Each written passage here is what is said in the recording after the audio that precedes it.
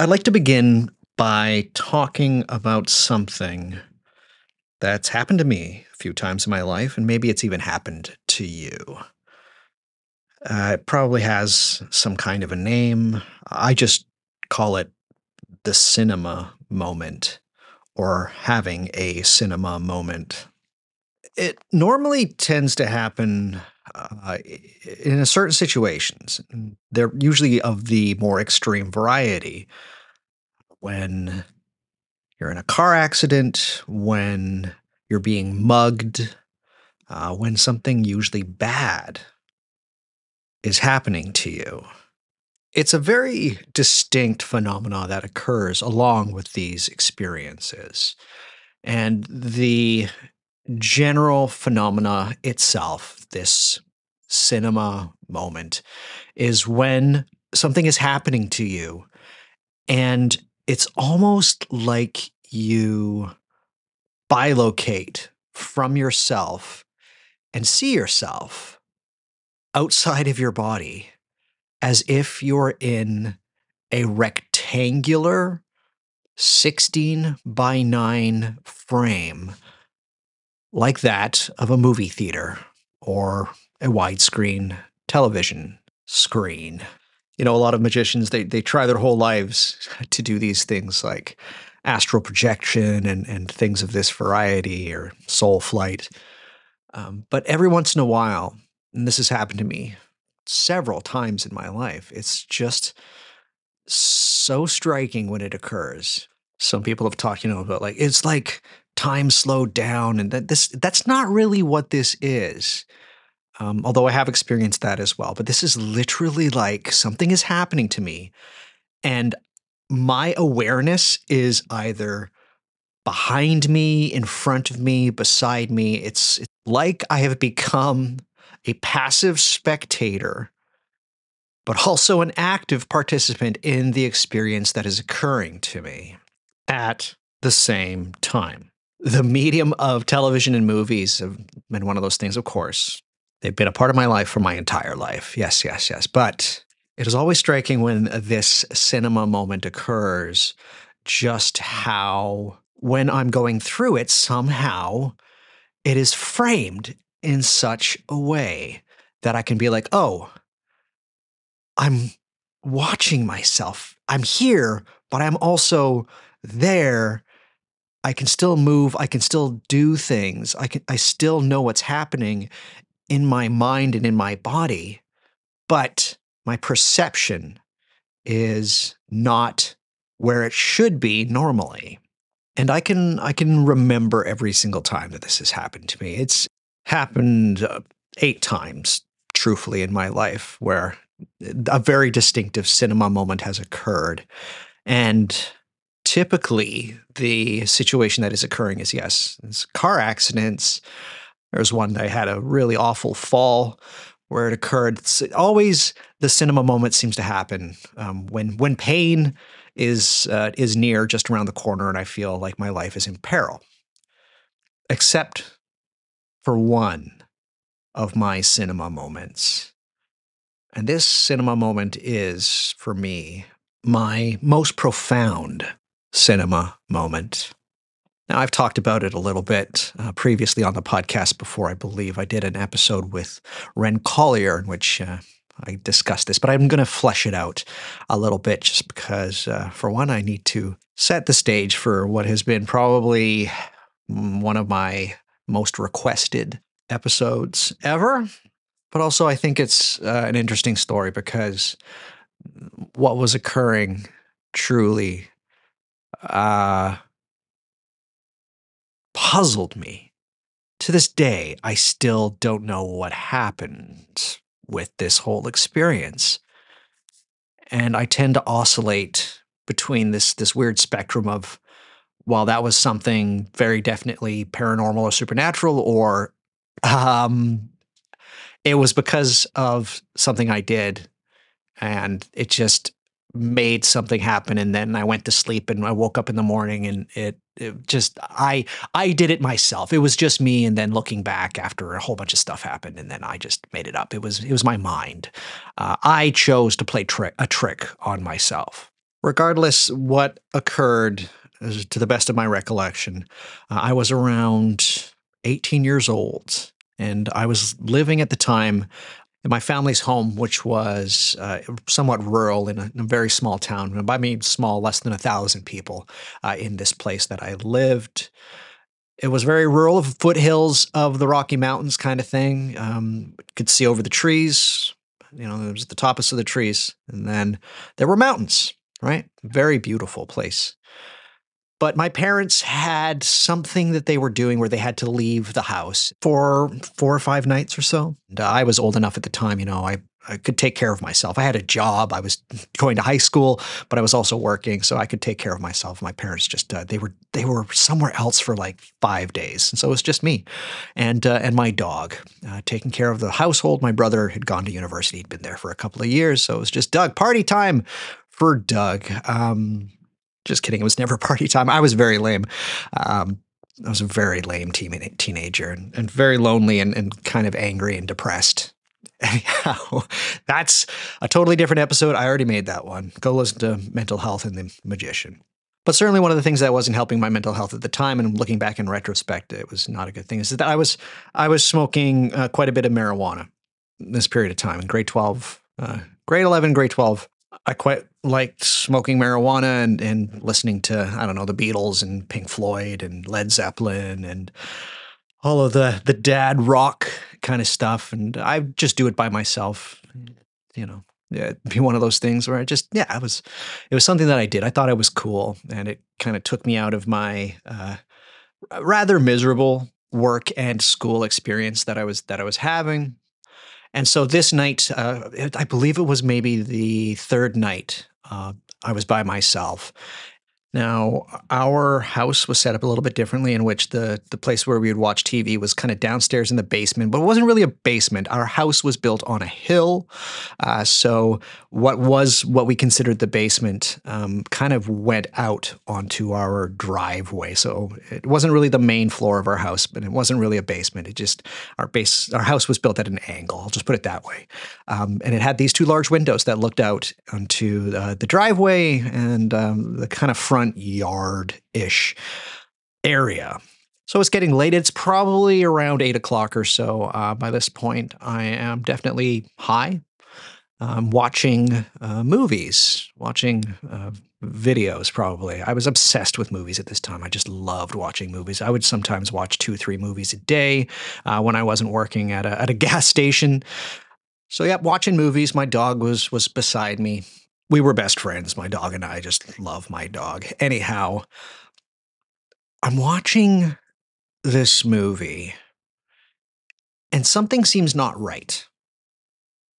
There seems to be some kind of a weird glow on the trees outside that I can see through the window, and it doesn't look like it's our outdoor lights, which we could turn on and off from inside, right? This light looked a little bit different, and I kind of wasn't thinking about it, but it just irked me as I was watching the film. And eventually, something told me to go outside. I don't know what it was.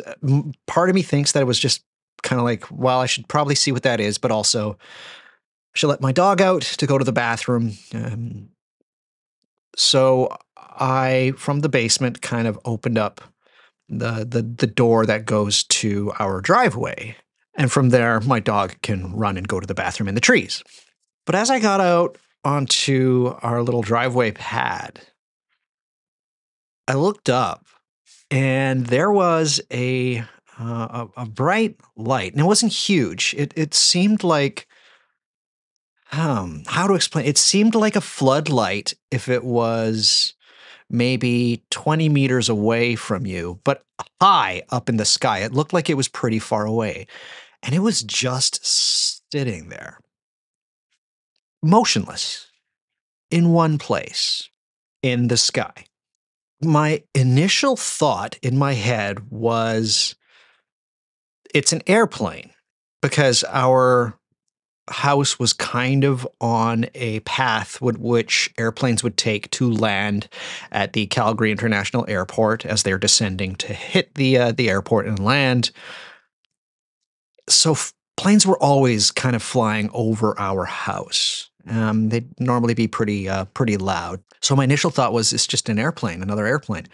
But airplanes don't have that big of a light unless they're very low, and their lights aren't that bright enough to be able to kind of illuminate the tops of the trees in our yard. So my brain's trying to do this, and it's doing it very slow, by the way. Again, I'm high.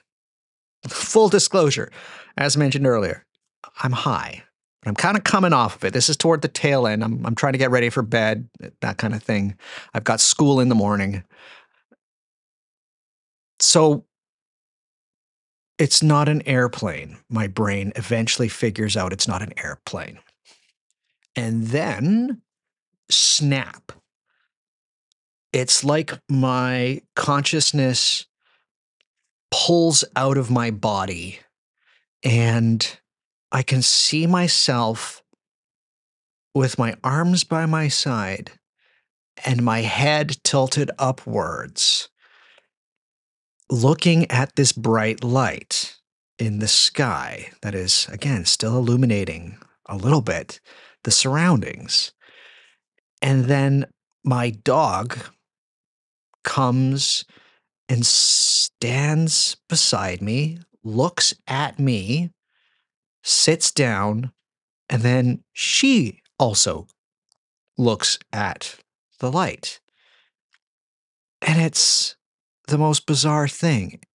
It feels like it was framed by Steven Spielberg when he was at his peak. It was just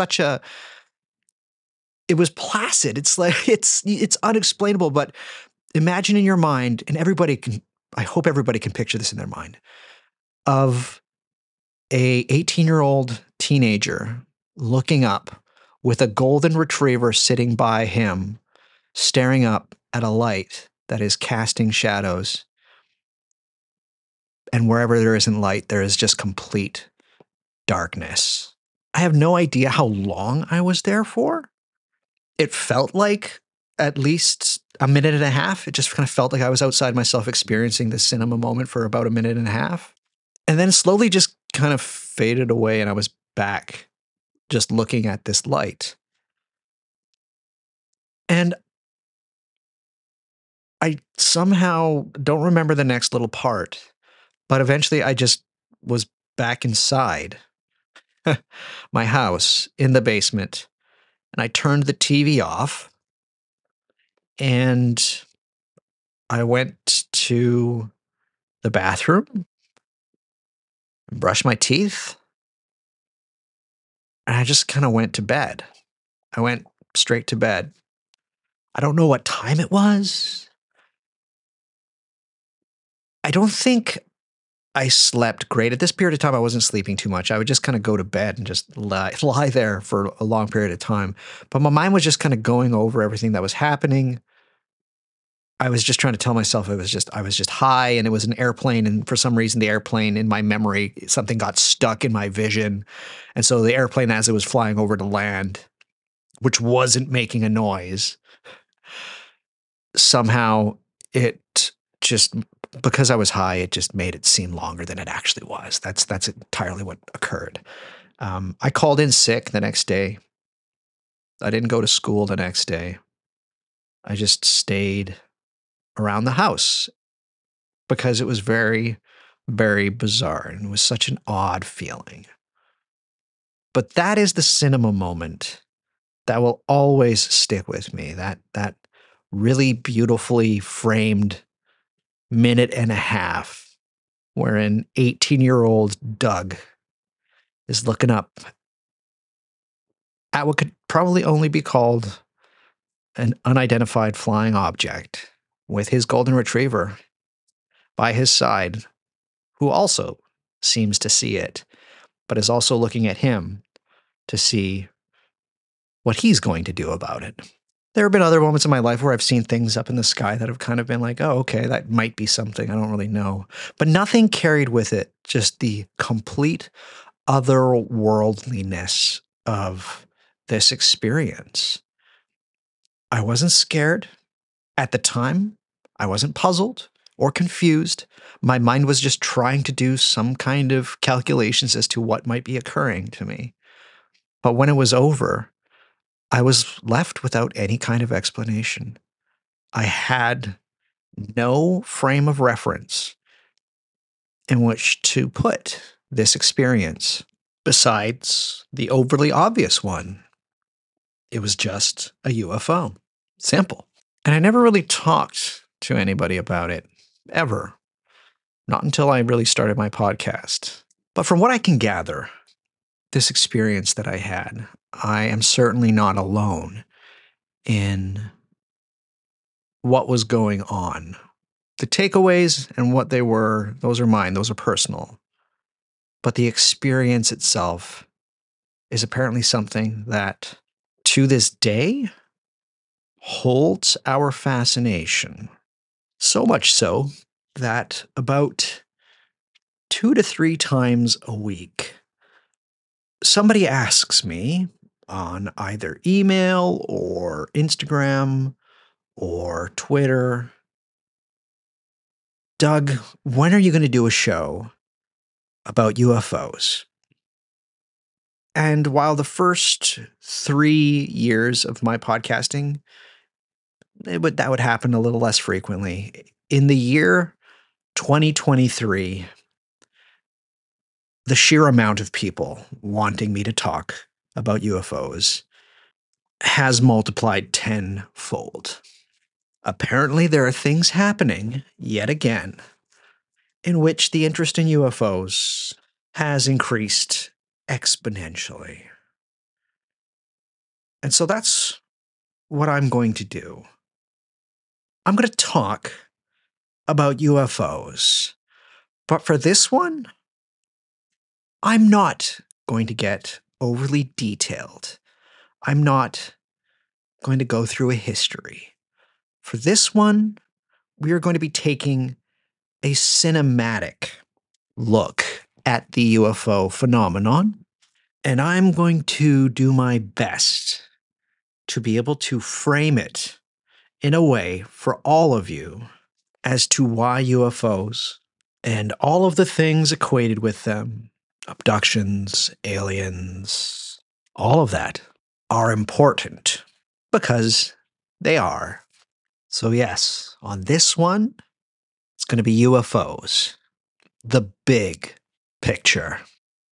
And my name is Douglas Batchelor, and you are listening to what was a very long introduction, and what will no doubt be yet another long episode of What Magic Is This? A podcast about magic, the occult, the esoteric, the paranormal, the supernatural, and the weird. Settle in, because there's going to be heaps of the latter. And lest you've forgotten, the weird, simply put, that's why we're all here, isn't it? Science fiction and Hollywood movies have long been fascinated by scenarios of invasions from other planets.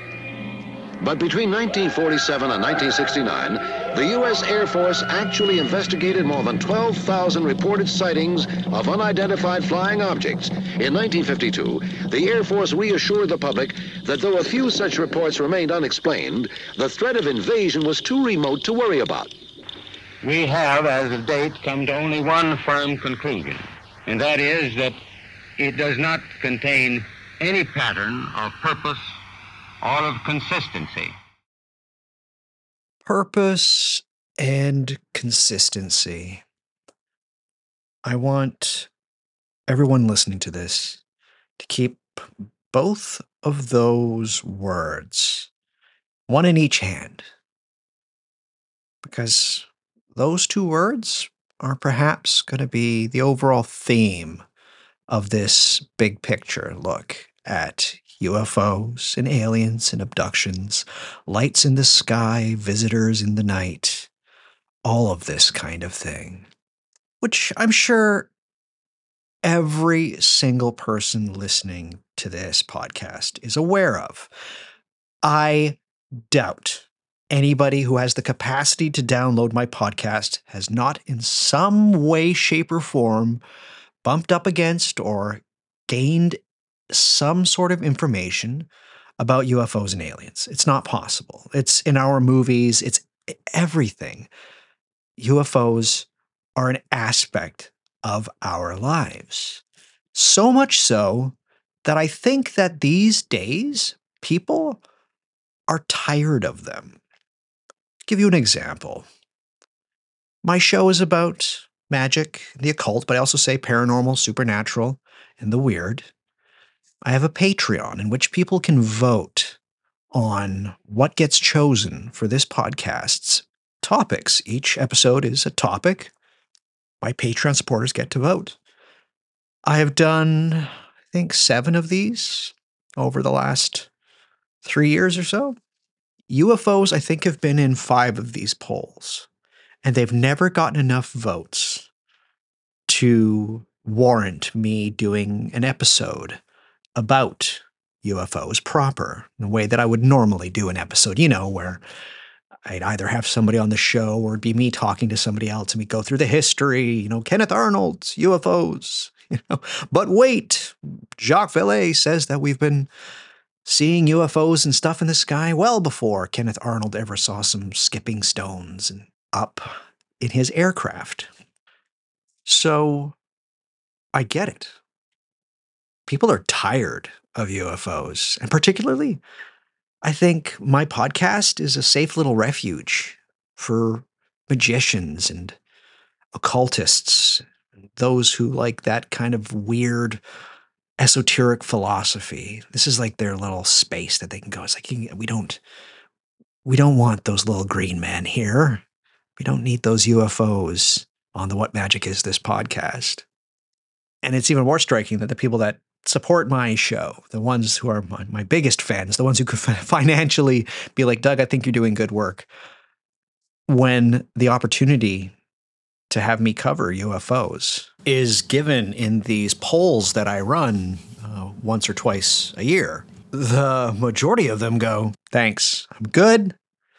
Thanks. Let's keep to talking about, let's talk about some of them grimoires. Let's talk about ancient Egypt or the headless one, that kind of stuff, which for me is always kind of strange because, and I think that the thrust of this episode will be just this, that UFOs and everything that goes along with them, the phenomena, as it's apparently called these days, it's inherently magical. It's inherently occult. It is inherently esoteric, inherently supernatural, inherently paranormal, and it is the epitome of weird in this day and age. But more than anything, and again, open your hand and see that word purpose that I told you to hold in it. UFOs and all of this stuff is inherently and purposefully spiritual. I want you to sit with that. I know that sounds like a very, very on the surface level statement. Okay, Doug's saying that UFOs are spiritual. Okay. I'm good. I'll go find another podcast. What's happening? What's happening on the other occult podcasts? I'll just skip this one.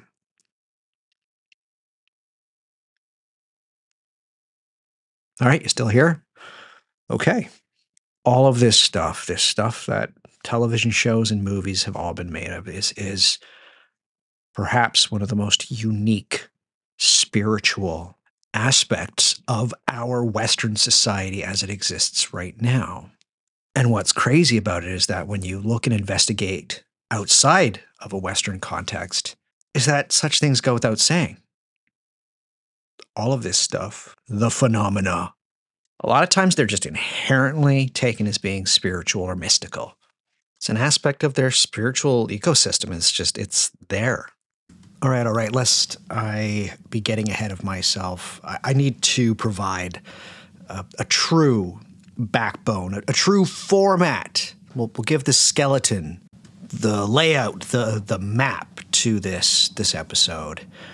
Because I have been working on this for so long. This one episode I've been working on for over a month, and I've probably scrapped over an hour and a half of recorded material, and I'm only a half an hour into this episode, so things are looking a little bit scattered. So remember when I asked you to hold these two words in your hand, the words being purpose and consistency?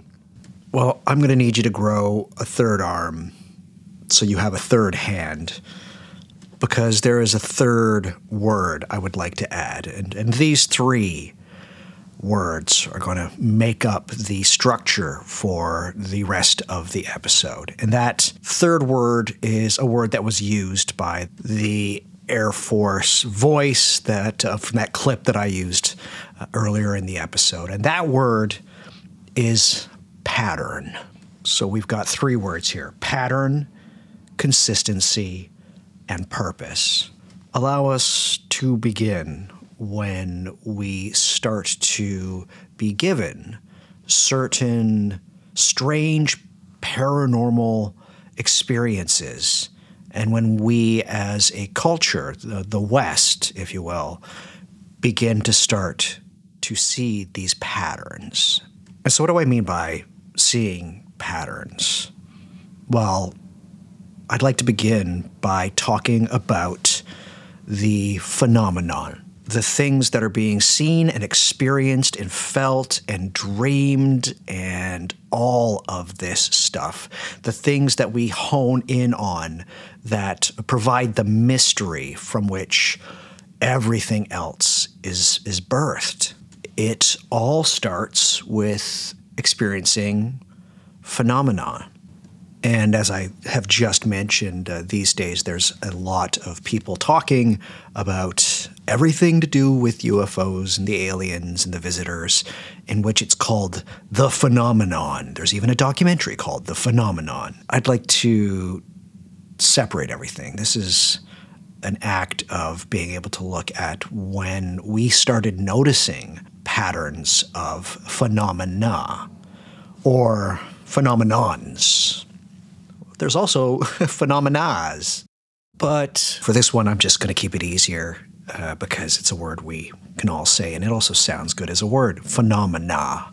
I'm not going to talk about, all of those pictures or etchings of objects in the sky that look like they shouldn't be there. There's a lot of speculation about it, particularly paintings and works of art where there's something that looks like a disc in the sky. So therefore, this painter, very obviously, they saw UFO, so that's why it's there. And there's some interesting works of art, of course. If you just look up classical painting UFOs, you'll see a ton of them.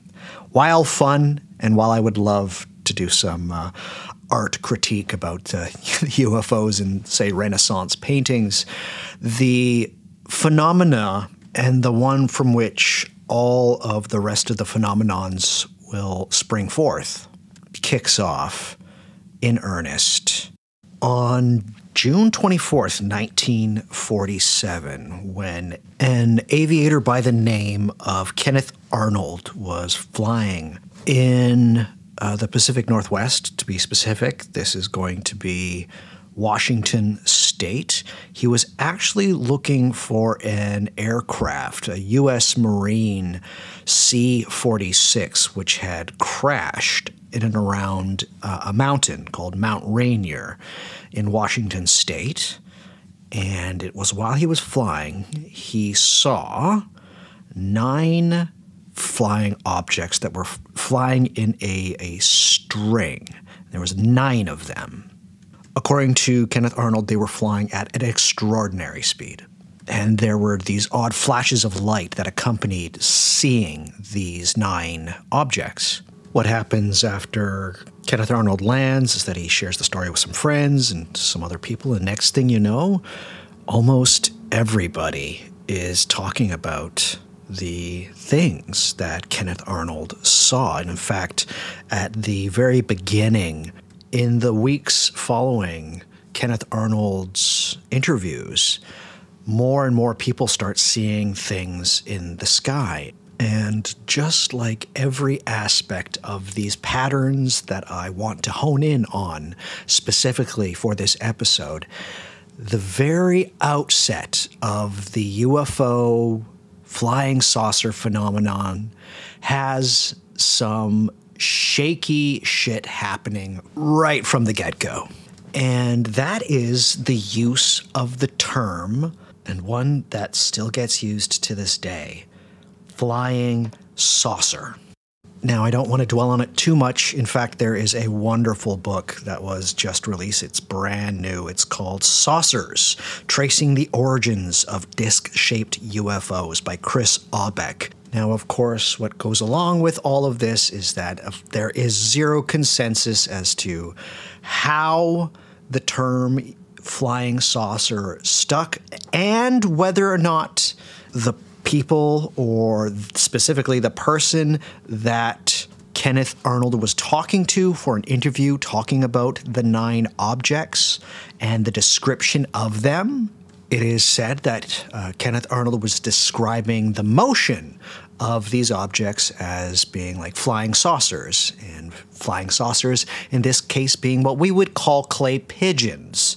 Now, the reporter by the name of Bill Beckett, who Kenneth Arnold shared this description, that was later taken, that report, that initial report by Kenneth Arnold was later taken to and covered by the Associated Press, and they omitted much but kept the analogy that was used of flying saucer from Arnold's initial statement. And this was the version. It was the Associated Press version of the Kenneth Arnold sighting that most Americans saw. They read this, and everybody assumed that flying saucer was describing the shape that Kenneth Arnold saw. And that was not the case. Kenneth Arnold actually said in the initial report that the objects he saw, or at least one that he got a really good look at, was bat-like. In the weeks and months after this sighting, Kenneth Arnold describes them in many different ways, including using the term pie plate or half moon, flattened disc-shaped. But no matter how he tried to revise it or change it in his mind, the term that stuck with everybody was flying saucer. There was no going back after this. And the reason I bring it up, because it is just one of those moments, and it's so incredible that it happened right at the outset of all of this stuff. Every single part of the UFO story comes from an initial omission by probably just somebody wanting to make an editing choice for a better story, that an idea of a description had some sort of odd agency wherein flying saucer, if you'll excuse the pun, really took off. And what Chris does in his book, Saucers, is quite interesting in the regard that flying saucer started to get used on so many things. It was used for advertising car dealerships and bank loans, candy, jewelry. But of course, what I'm trying to say is that we're all animists here, right? So the agency that the terms flying saucer had is worth mentioning right out of the gate. The very first pattern that comes is a mistake with agency. What occurs with the use of the term flying saucer and later unidentified flying objects is a craze. There's no other way to put it.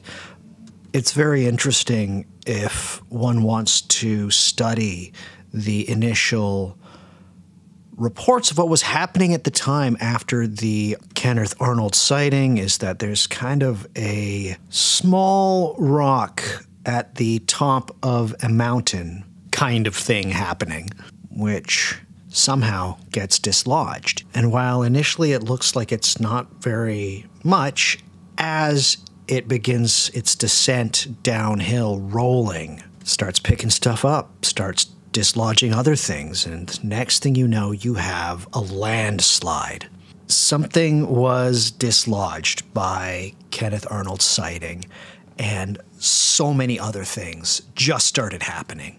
There's no other way to put it. It is a craze, and at the very outset, and this is just so crazy to me, that as much as a few weeks after the Kenneth Arnold sighting, there was a Gallup poll published, and 90% of the people who they polled had already heard the term flying saucer. But to keep with this idea of patterns, because we haven't got any kind of consistency as of yet, people have no idea what they are or that they might be from another planet. Most people are just like, yeah, I've heard of flying saucers, but I think that the people that are seeing these things, they're just probably mistaken. But initially, it didn't really matter what these things might have been, because what was occurring was a massive proliferation of sightings of aerial phenomenon. A lot of the descriptions, not just using the term flying saucer, but a lot of the descriptions of what was going on, they seem to be coming from, initially it always looks like something from some of the science fiction magazines, which were around even before Kenneth Arnold saw anything over Mount Rainier. Of course, to the thousands of people after Kenneth Arnold who saw these craft in the sky, something had been happening around the world well before Kenneth Arnold ever got into an airplane, which is another phenomena that seemingly did not really have any kind of a pattern. And it's one of those things that nowadays people are trying to sift out of the UFO conundrum. And that would be a near almost universal phenomena which has many names. And it has occurred even before there were such things as light bulbs or anything of that variety. And these would be lights that appear, either one light or many lights that appear in very odd places. And sometimes it has to do with earthquakes or around swamps. Sometimes these lights can be very close to the ground and they're just hovering through the woods. Other times they'll be seen over hills at night and they seem to dance and flit about. Yes, they have been called earth lights, spook lights, ghost lights, and my absolute favorite name for them, will-o'-the-wisp. And again, this phenomena has been recorded by almost every culture, or in some way, if we squint and look at certain records of things that people have written down, it's like, oh, there's very obviously these balls of light that are seen either very close or very far away, and it's not just, fireflies or modern day. The skeptics say that every single time that there's these lights, they're actually just headlights from a car. They're just headlights. That's all. Headlights from a car reflecting off of a pond or something like that. And that's the best that they've got. Anyhow. Or ball lightning. It's ball lightning. We did it in a laboratory once, so it exists. It's all it is. Ball lightning. From time immemorial, this phenomena has been occurring. And the explanation for them, while some of them probably can be explained, they just happen so often, and they're usually occurring in certain specific areas. There's areas around the world that you can go to where you will have a pretty good chance of seeing these atmospheric, usually nocturnal, they happen at night, lights. In fact, if you go back to the story which started this episode, was that what I saw?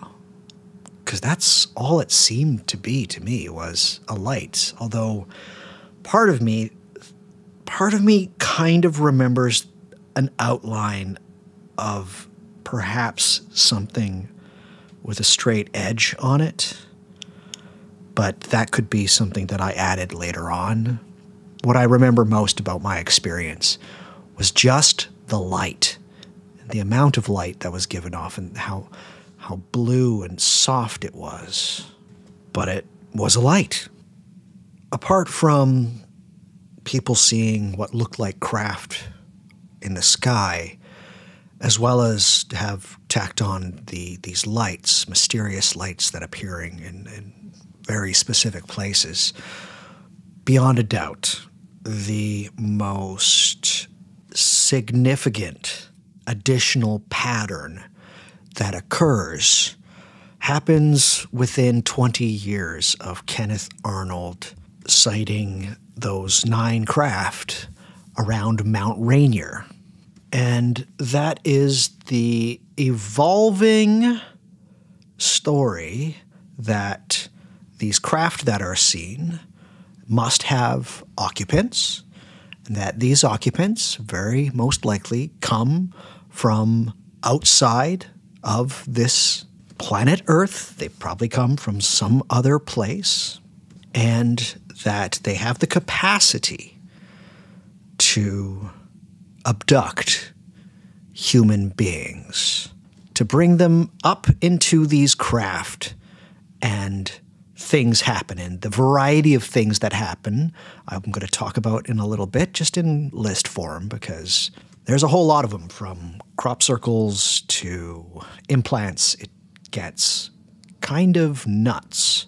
But it was the Betty and Barney Hill abduction story that occurs in 1961 and later on with the aid of hypnotic regression, as well as the publication of a book in 1966 about these two people, an interracial couple, Betty and Barney Hill, who were, according to them, abducted by aliens at some point while they were traveling in New Hampshire in their car, up until 1966 or so, when the book that covers this incident, called The Interrupted Journey, was produced.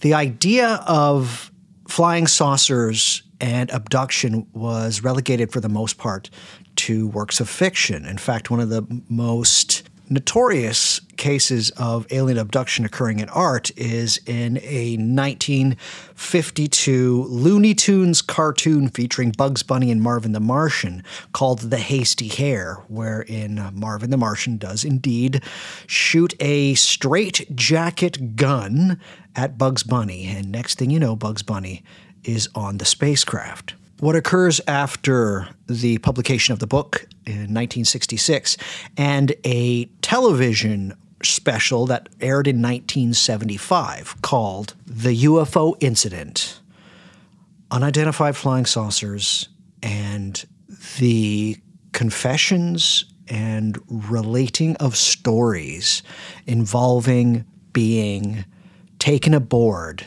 these crafts, and these crafts, their occupants somehow having a plethora of other abilities, just skyrockets, if you will excuse the pun.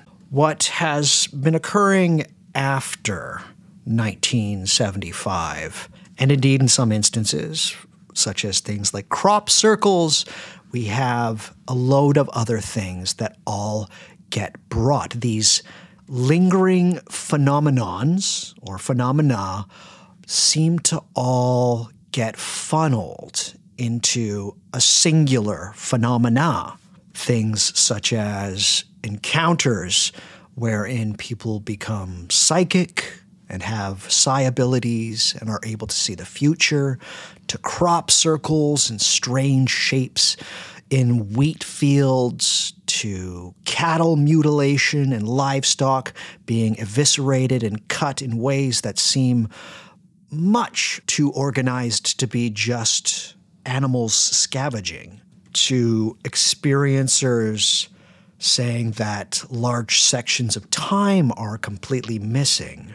Many people also say that they have these experiences and they are implanted with certain things, or even that they themselves are part of a breeding program or a cross-breeding program somehow.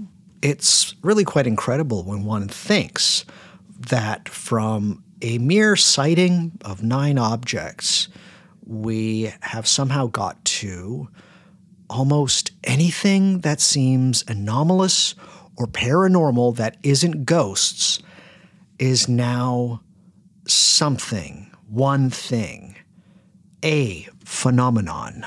And yet, this should not be the case, at least not the way that I have always approached things. Now, for those with memories, this is not the very first time I have talked about UFOs or aliens or visitors or anything of this variety. In fact, I did an episode in March of 2023. That was the very first time that I actually truly touched on all of this. And that was with my guest, the author Joshua Cutchin, who had released a book called Ecology of Souls, in which he shared a contention that I have now. And if we are specifically talking about patterns with all of this phenomena, these patterns are not new. In fact, if you have not listened to that episode that I did with Joshua last year, allow me to read from his book. Simply put, every aspect of modern alien abductions has at least a vague antecedent in fairy folklore. And it is one of those things that until you personally, the one listening right now, have actually gone out and looked into it, the similarity between, I'm going to say, UFO and abduction folklore and fairy folklore, it's the same. It's, in some cases, a little bit vague, the comparisons, but in most cases, the similarities between what the experiencers have experienced with these patterns, these separate things, these phenomena, once upon a time were all shored into what could be called the experience of fairies.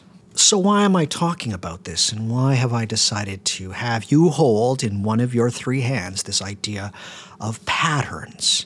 Because this is where everything comes from. And this is why I think one of the reasons that UFOs are important for people who are interested in magic.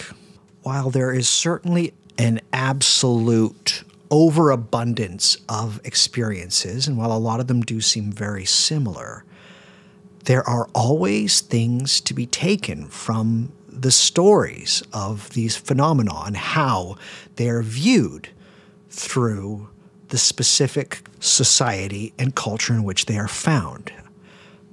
If UFOs are something that's old hat to you and you're kind of bored with them, I would highly suggest reading some parts of the whole UFO abduction experience, because this phenomena, these phenomenas, all of them are the harbingers of a very useful tool for magicians, and one that I feel is greatly needed these days, and that is comparativism. So nowadays, in this year of 2024, you don't get to see things from only one viewpoint now. With whatever knowledge you bring to the table of spirits, fairies, aliens, visitors, and the multitudes of experiencers, and how they have experienced all of these patterns, you now have the choice of being able to see these things not as you're told to see them, but to be able to view them through a magical, spiritual perspective as well. It is always worth noting that for a period of time, the word fairy was basically the word that was used within the West for what we would now call paranormal. It seems these days that any and all activity that seems to be paranormal outside of ghosts is now within the realm of UFOs and flying saucers. By onboarding the story of UFOs, because again, I know a lot of people want to keep magic and UFOs separate, but by onboarding all of this information, you are allowing yourself to engage in not just one of the most interesting mysteries ever to the human experience, but also pushing the limits of whatever your personal act of comparativism can be. And what is comparativism? Well, it's most simply put, the intellectual act of negotiating sameness and difference in a set of observations. How lucky we are now to have such a sometimes dizzying amount of observations around this very peculiar mystery. All I will say is that if you should indeed allow yourself to revisit UFOs, if you are not currently fascinated by them, is to keep the patterns separate. For now, look at them and look at the stories of them as if they are isolated from anything that you knew before. And you will see just how inherently magical these patterns are. And as mentioned earlier, a lot of times these patterns occur and are interpreted and expressed in a way that is vastly different than the prevailing Western culture. Flex those comparativism muscles by looking into how other peoples look at these patterns and how they are manifested. A great example is R.D. Sixkiller Clarke's Sky People, a wonderful book that everybody should read if they're interested in visitors coming from the stars. Because as I said earlier, before I had to rein things in, the idea of visitation of some kind of different entity, an outside entity, and they're not specifically from outer space, although in some cases they do say they come from the stars, that in many cases, these other cultures, the idea of contact has happened. It's evident. It's apparent. It's a done deal, and it's sacred, and everybody knows it. I'll bring up a pretty interesting example of this kind of clash in which the current contemporary paradigm that is convinced that contact with extraterrestrial or just some other than human intelligence hasn't occurred with cultures. They're usually indigenous or First Nations, particularly here in North America, where contact with something else has already occurred, and it's apparent. All of this paranormal stuff need not be, because the paranormal is just a fact of life. It's there already. So there's this organization called SETI, S-E-T-I, and that stands for the Search for Extraterrestrial Intelligence. It's a collective term for certain projects in which they are trying to monitor electromagnetic radiation or trying to get some kind of transmission from civilizations outside of the planet Earth. And they had something back in 2018 called the Breakthrough Listen Initiative. And this initiative reached out to a load of groups of indigenous leaders and scholars from a few First Nations bands or tribes. I believe one of them was the Lakota. Well, what they asked these scholars, these First Nations and indigenous scholars, was they wanted to know, what would you want SETI scientists to know about potentially making contact? And these scholars were initially like, okay, that's cool that you're coming to us. But contact's already been made. For us and our people and our culture, we don't want to be disingenuous and just give you some answer, because contact happened ages ago. Contact is still happening. It's an ongoing process. And it's the sound of that shoe dropping that I think is one that, for those who are interested in this sort of thing, we need to focus on, we need to concentrate on. It is very worthy to look at certain spiritual and cultural and societal traditions that has this from the get-go, that this is a truth.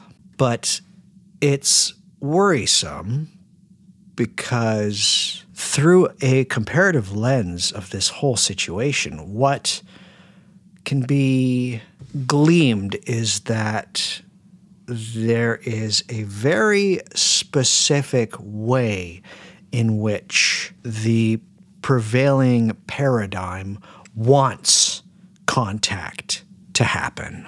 That these patterns have a very clear destination, and that contact can only happen one way. I think that this is a very sad reality to have now, and we, as magicians, know better. Or at least we should. One of my absolute favorite books about UFOs, and also perhaps one of the most frustrating ones, albeit one which is seemingly ignored to this day. But I'm hoping with the release of this episode that a few people at least give it a shot or give it a read, because it is very fascinating, and it is, in my opinion, a truly unique document, and one that encompasses one of the most incredible periods of time within the whole story of UFOs and visitors, is that period of time from the Kenneth Arnold sighting to before the abduction story becomes the biggest part of the story of the UFO, is what people are thinking. Because now, looking back, it seems like aliens have always been part of the story of flying saucers. And yet, for a period of time, none of this was set in stone like it seemingly is now. And so there's a book that I think that a lot of people would be interested in reading, because it encapsulates that decade from 1947 to 1957, when this book was finally published. And it's called Flying Saucer Pilgrimage by Bryant and Helen Reeve. This book is a lovely little book, and it's kind of fun. It's pretty understated, so don't go in expecting to have your mind completely blown open. But it truly is an astonishing document that encapsulates this period of time where people just don't know. They know the term flying saucer. Again, flying saucer, the term really took off. It was a big thing. But what could be part of the flying saucer story? And so the Reeves are writing this book and experiencing this thing at a period of time when the occult and spiritualism and a little bit of theosophy and just utter strangeness are still part of this story. UFOs and aliens and all of that sort of thing haven't set in quite yet. The foundations, as I mentioned earlier, the initial foundations upon which all of ufology and the UFO flying saucer story were very shaky. It was very, very fine sand, and things were truly up in the air. Their worries and conundrums and the answers that they are seeking, the Reeves in this book, Flying Saucer Pilgrimage, are kind of hilarious when we look back now with the overlay of the stories that we give UFOs these days, that of menacing space invaders or of a group of aliens that are trying to tell us not to destroy the Earth, which is seemingly a lot of them are now. Go back. Go back to that first decade. There is something very interesting occurring, and this is truly when I want to shift the discussion from that of pattern to one of consistency. And the consistency being that UFOs equal aliens. The reason I bring up this book, Flying Saucer Pilgrimage, is because of that word, pilgrimage, truly. Because pilgrimage is, and I quote, a journey, often into an unknown or foreign place, where a person goes in search of new or expanded meaning about their self, others, nature, or a higher good through the experience. It can lead to a personal transformation, after which the pilgrim returns to their daily life. Indeed, pilgrimage is a very spiritual, transformative term. And I like the fact that the Reeves in this book, it truly does seem like they are on some variety of pilgrimage. Because what you have forming and shaping up in the years following the Kenneth Arnold sighting, the idea of UFOs being extraterrestrial, and that there are extraterrestrials, and what's more, you have a literal cultural phenomena, but more importantly, the thing that magicians of all stripes should be aware is the birth of a true new religious movement, with UFOs and aliens at its center. No fairies. UFOs have nothing to do with death or souls or anything like that. It is extraterrestrials. It has to be. So let us take the next little while to look at this consistency where, again, all of these patterns are stuffed into a funnel and they come out as one thing, which has to be aliens. This is referred to as the extraterrestrial hypothesis, which would be the thing that is promulgated for the most part through all of our TV shows and our movies, and have been since, well, basically all of the 20th century. The role of art and fiction in the spread of this new religious movement is something that has been talked about in a lot of places. And it is very true that a lot of our artists had added these wonderful flourishes to the story of this consistency of all of this strange phenomena being, it's got to be extraterrestrial. It's got to be from some place that is not here on Earth. But it wasn't just artists adding to the consistency of the extraterrestrial hypothesis for all of this phenomenon. But from the very outset, and I want people to really understand this, and I know you've heard it, and I'm just beating a dead horse here, but right from the get-go, there has been an interest and obsession in some way from government agencies all around the world, adding what they feel needs to be added to the story of the extraterrestrial hypothesis. The constant stoking of the fire that UFOs are aliens is one that has been a constant struggle and source of misinformation and disinformation and things not being said or shared, and other things willfully shared. The amount of story built around the consistency of the UFO experience, as well as, I'm just going to call it the UFO new religious movement, is almost a story in and of itself. And I know that seems like such an obvious statement, but you could literally live your entire life having not once talked to somebody who will share a story of when they saw a UFO, and just trying to parse through all of the relevant information that can be obtained through Freedom of Information Acts and things of that variety, because the amount of information to this day is still massive. And what can you, the magician, do with any and all of this information about government organizations having some part to play in the story of the growth of this new religious movement? How much of it was their doing?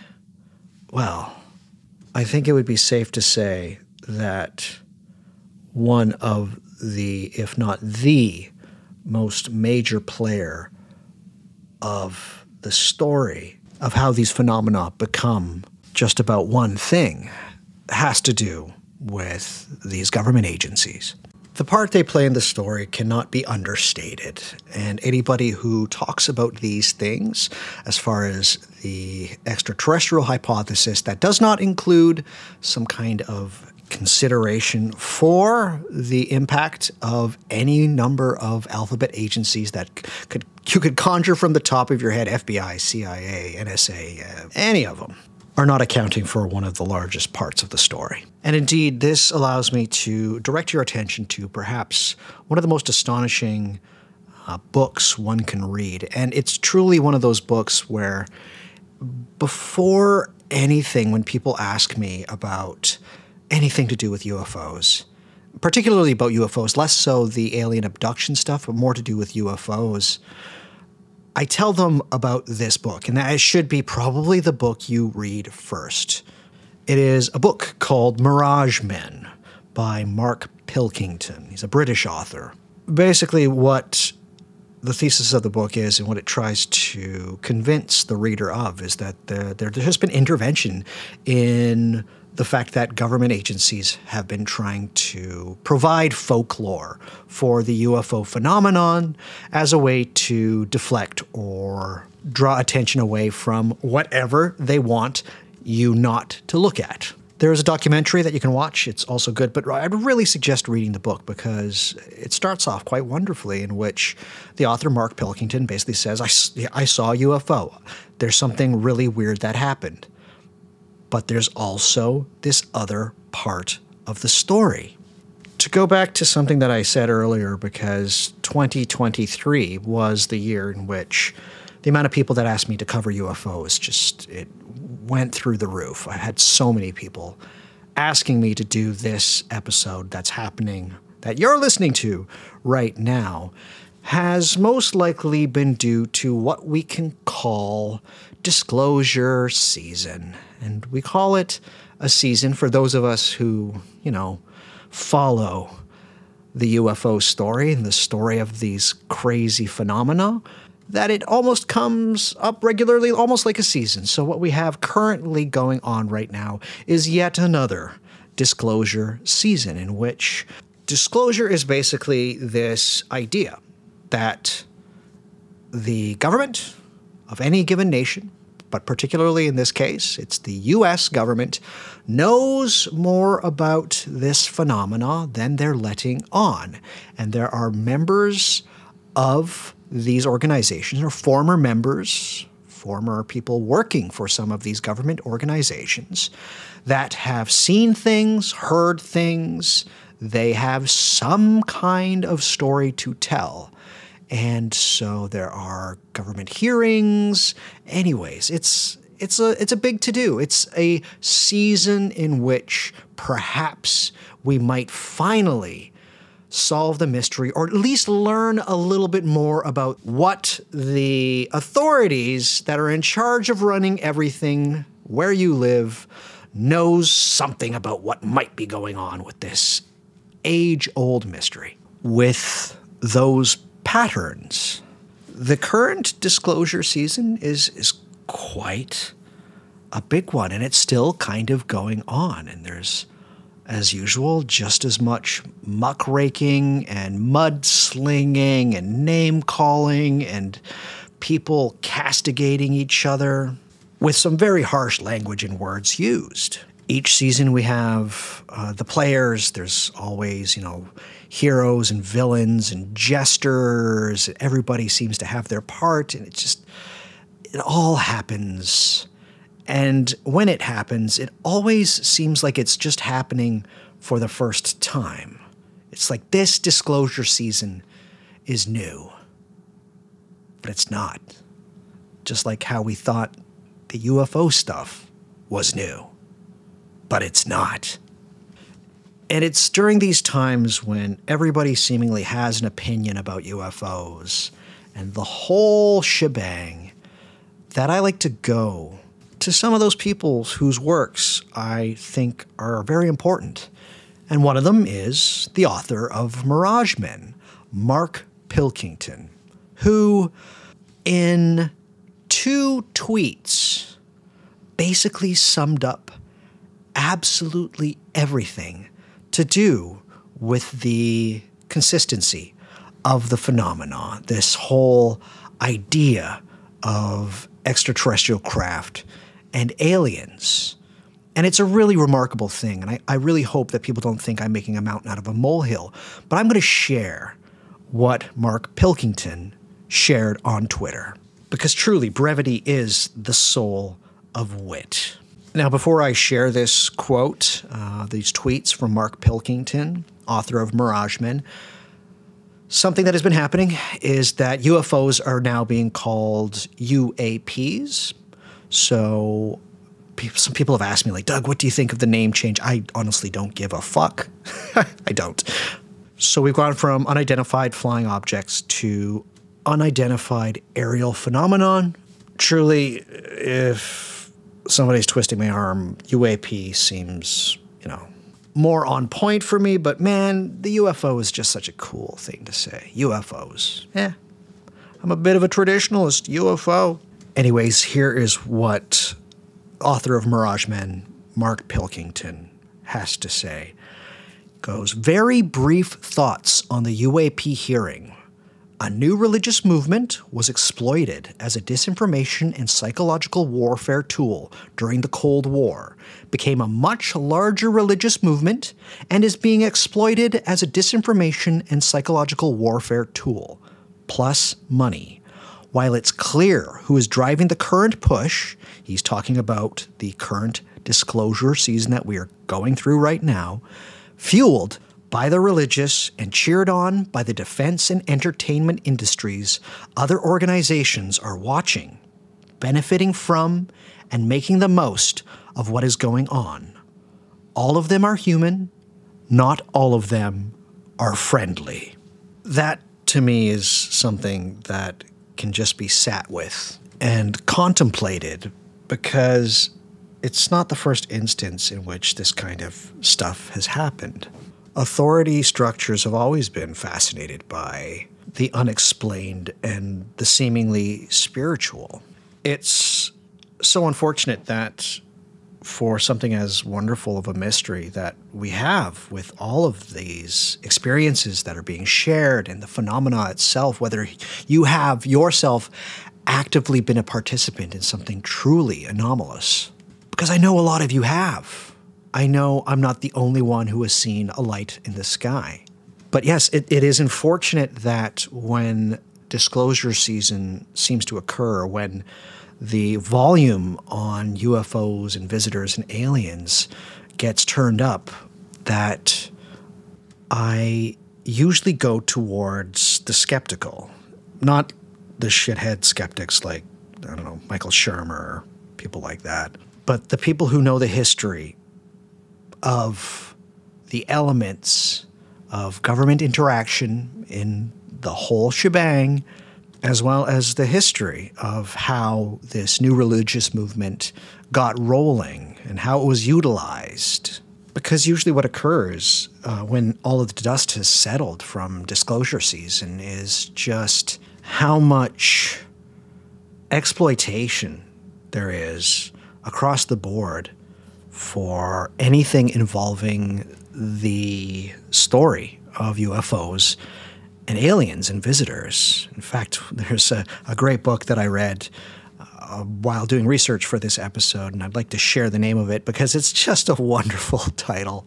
And the author of this book is somebody that who's currently very active these days, and you should probably seek his work out if all of this stuff is interesting to you. It's a gentleman by the name of Jack Brewer, and his book from 2016 called The Greys Have Been Framed: Exploitation in the UFO Community.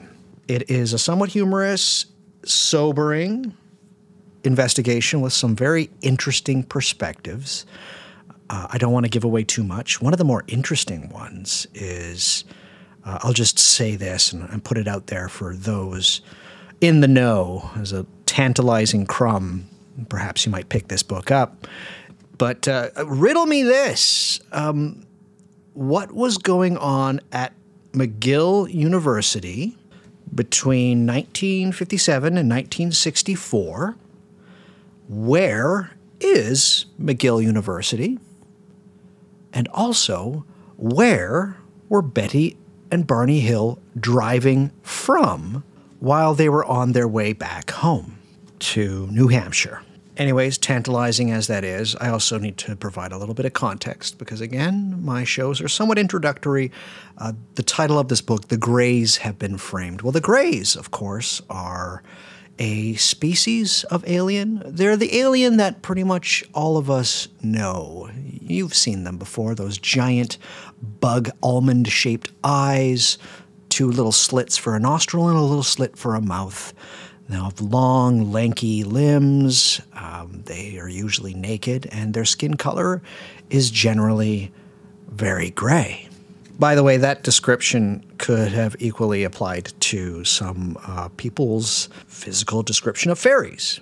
Because, of course. Anyhow, one of the more interesting reasons that I bring up an individual like Jack Brewer into this conversation, even for somebody like me who loves this idea of the phenomenon and looking at these patterns and the comparativism that comes from being interested in this kind of stuff, is that usually you will have to engage in a great deal of parsing out useful and interesting information from absolute bullshit, mendacity, and, as Jack says in the title of his book, exploitation, true exploitation.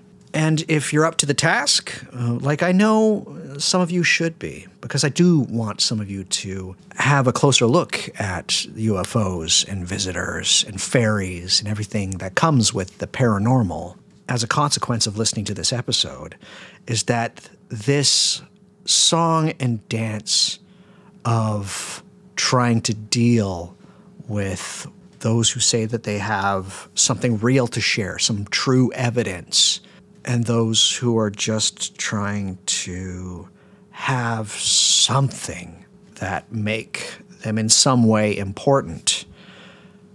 The engagement of this whole topic is itself can be both fun, doing the research, looking into everything, as well as in its implications when one truly looks at it, can be terrifying.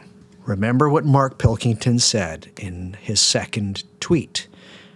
Not all of them are friendly.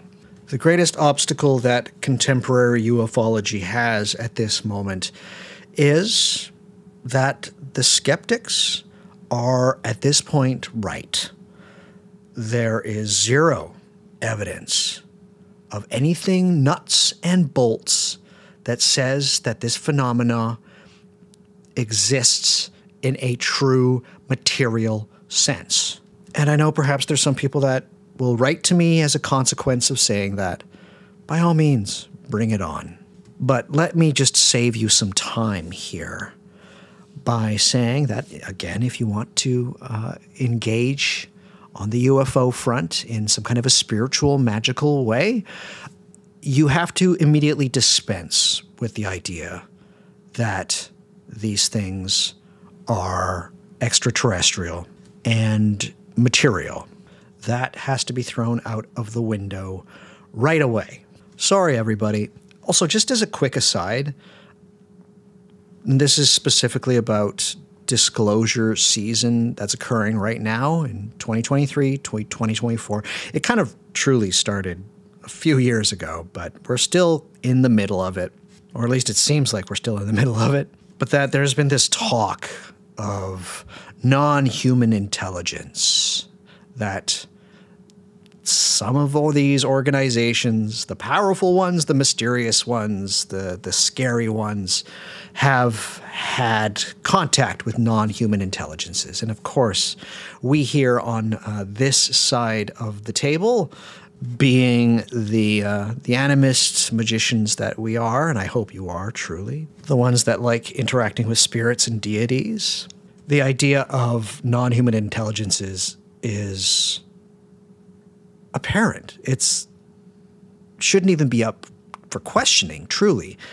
And so one of the grossest things that has happened recently is that I had to agree with Neil deGrasse Tyson, who put out a small video where he talks about non-human intelligences and that it's foolhardy to immediately say that non-human intelligence must mean alien.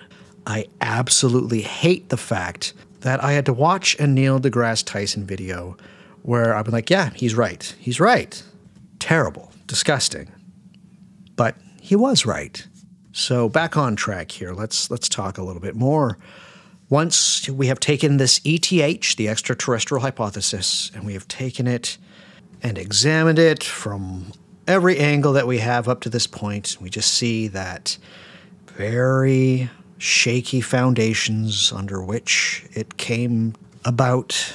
Lots of interference, lots of fictional stories, lots of hoaxers, lots of bad actors. It's just not looking so good from any angle that one looks at it.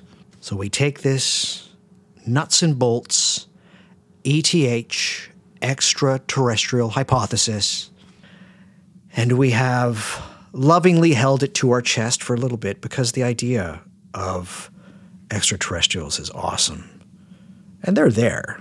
You know in your heart they're there. But whether they're actively visiting us in some way, the way that, Marvin the Martian shot a straitjacket gun at Bugs Bunny, brought him onto his flying saucer to bring him to Mars, or even the way SETI wants, this contact to happen on their terms. It has to look the way that we want it to look. And so we take that extraterrestrial hypothesis, we give it a nice little kiss, and then we crumple it up in our hands and chuck it in the garbage. It's played out. It's played out. It's not useful to us now.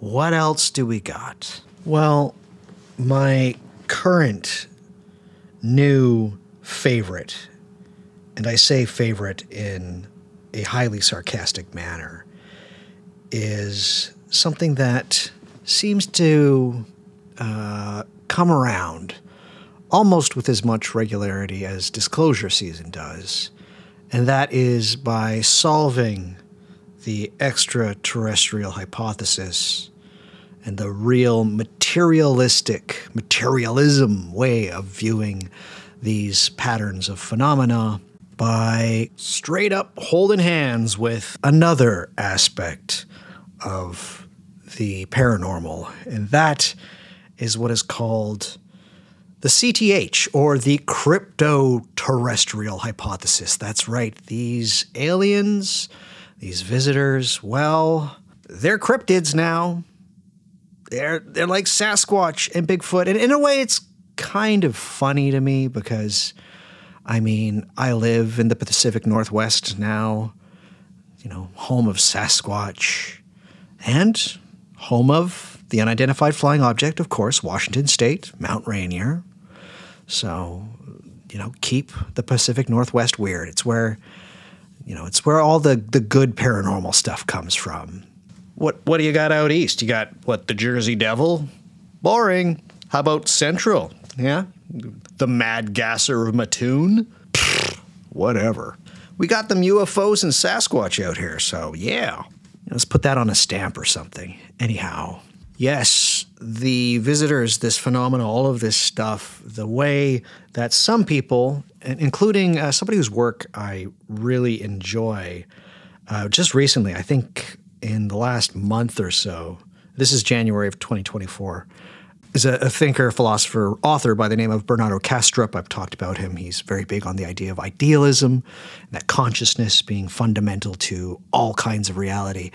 But that he basically said, with all the evidence that we have now, assuming that everybody's telling the truth in some way through these UAP hearings, current disclosure season, that the most probable scenario with all of this phenomena, obvious that there is a advanced civilization somehow that we just can't see. They're here.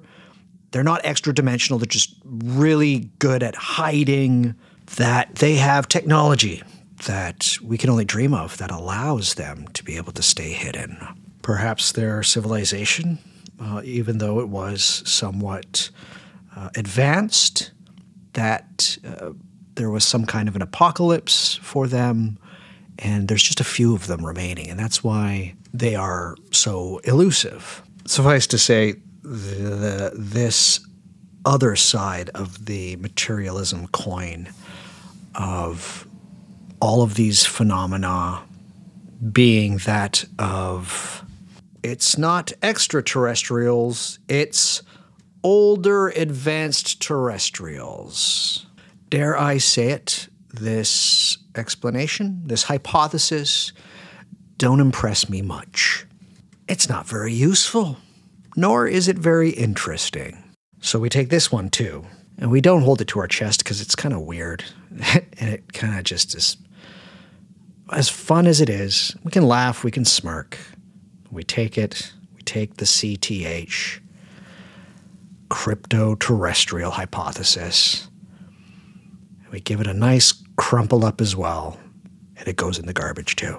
Surely these two can't be the only origins explanations we have. Aliens from other planets or Bigfoot's technologically advanced cousins. However, wait. There's another thing that I think in some small way is, well, part of it has got to be true.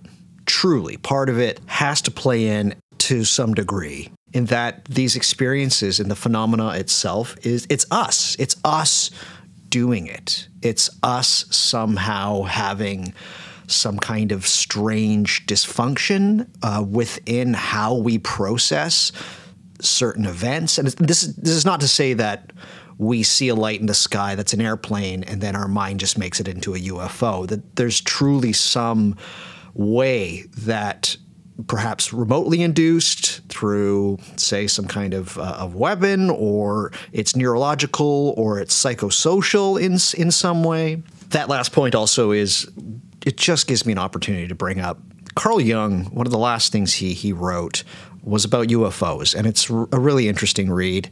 I talked about it briefly on the third episode I've ever done for the podcast, a Carl Jung episode, so you can go back and listen to that one. But that's one of those things that I wish more people would read. A lot of people have talked about it. They talk about it and say, have you actually read it? Because they'll say, Carl Jung, he wrote a book about UFOs. I'm like, yes, cool. Have you read it? They go, no, I just know he wrote a book about UFOs, and he said that in some way they are embodiments of our anxieties, particularly embodiment of the anxiety that occurred after World War II with the crazy proliferation and expansion of nuclear weapons that were occurring when the rise of the flying saucer started to happen. Like, nuclear arms increase, more sightings of flying saucers. And Jung was like, oh, that's an interesting thing to think about. In fact, Jung related them to mandalas. Again, a mandala is usually a symbol of wholeness and integration in some way. And a lot of times they are circular in some way, and they exist across a wide variety of cultures. So yeah, to Jung, these round ships that people were seeing were in some way archetypal mandalas projected into the sky. That the anxieties and it's just how disconnected we were feeling and scared we were during the Cold War, that this idea of being able to achieve some form of wholeness as a species, it could not be directly recognized in its traditional forms. So, to quote Jung, it is forced to manifest itself indirectly in the form of spontaneous projections. The projected image then appears as an ostensibly physical fact independent of the individual psyche and its nature. In other words, the rounded wholeness of the mandala becomes a spaceship controlled by an intelligent being. There's so much to go off here, and truly the reason that I'm bringing this up and not just going to what I think is probably the most fun and the most useful of the consistencies regarding the patterns of phenomena that I brought up earlier is what I said earlier. There's got to be some kind of mental aspect to this in some way, but we are the ones interpreting what is happening. There has to be some kind of mental aspect to it in some way, shape, or form, even if it is just us being able to receive these experiences and be able to witness the phenomena itself, right? It's so fucking hilarious to me that we live in a culture which absolutely thrives and holds as the greatest value that we can hold as a species existing right now is one of being able to remain completely objective about all aspects of all things. And it's funny to me because everything we experience is subjective. There's no other way around it, right? We want objectivity, and yet everything we perceive and how we process is entirely subjective. But that doesn't mean that we can't be objective, at least as far as claims of some kind of material presence within this phenomena that we have, right? So again, when there is talks of the whole nut and bolts conversation that occurs with UFOs, usually try to follow some of the more right-thinking skeptics as far as this kind of thing is concerned. But one thing that is without a doubt when we look at these patterns of phenomena is that there's definitely a mental aspect of it. There really has to be.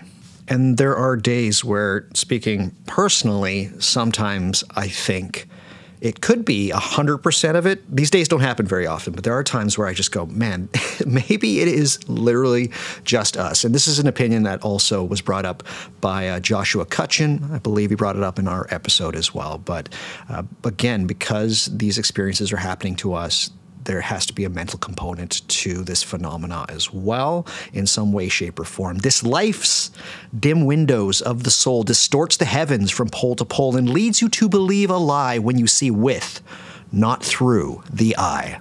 Besides the mental hypothesis of the origins of this phenomena, as well as the crypto-terrestrial hypothesis, there's pretty much two camps.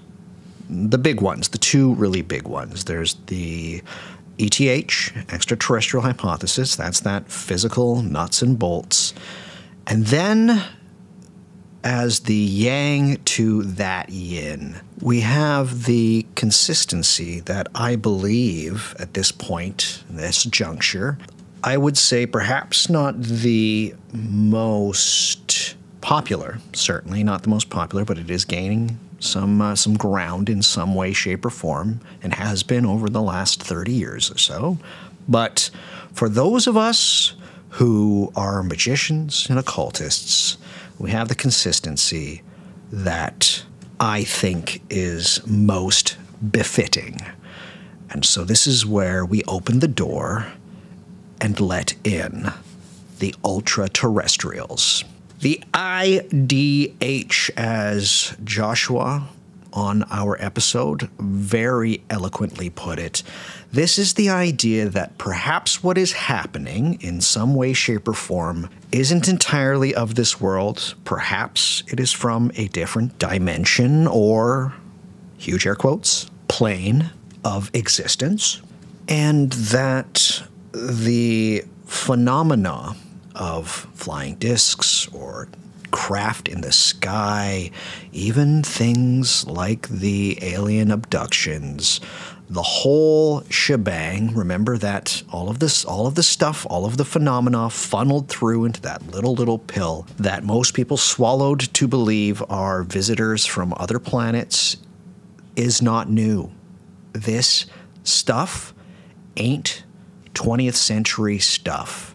It's not even late 19th century stuff. That the phenomena have been around for as long as we have. It's just that the way in which we have talked about it and discussed it and shared it with other people through things like folklore, that's changed. And that each time these phenomena occur, however we are living and in whatever culture we are in, it gets a brand spanking new veneer. And I mean, one of the reasons that I quite like this origin story, if you will, which isn't really an origin story, is that it is anathema to the extraterrestrial hypothesis in the sense that it doesn't start with Kenneth Arnold. The interdimensional UFO hypothesis expands the history and the story so much so to make it that much more beautiful and interesting. And for the most part, when we squint our eyes and take a look back through the past, particularly with how the idea of dimensions came about, we see two very familiar groups have their fingers in this saucer-shaped pie, and that would be the spiritualists as well as the theosophists.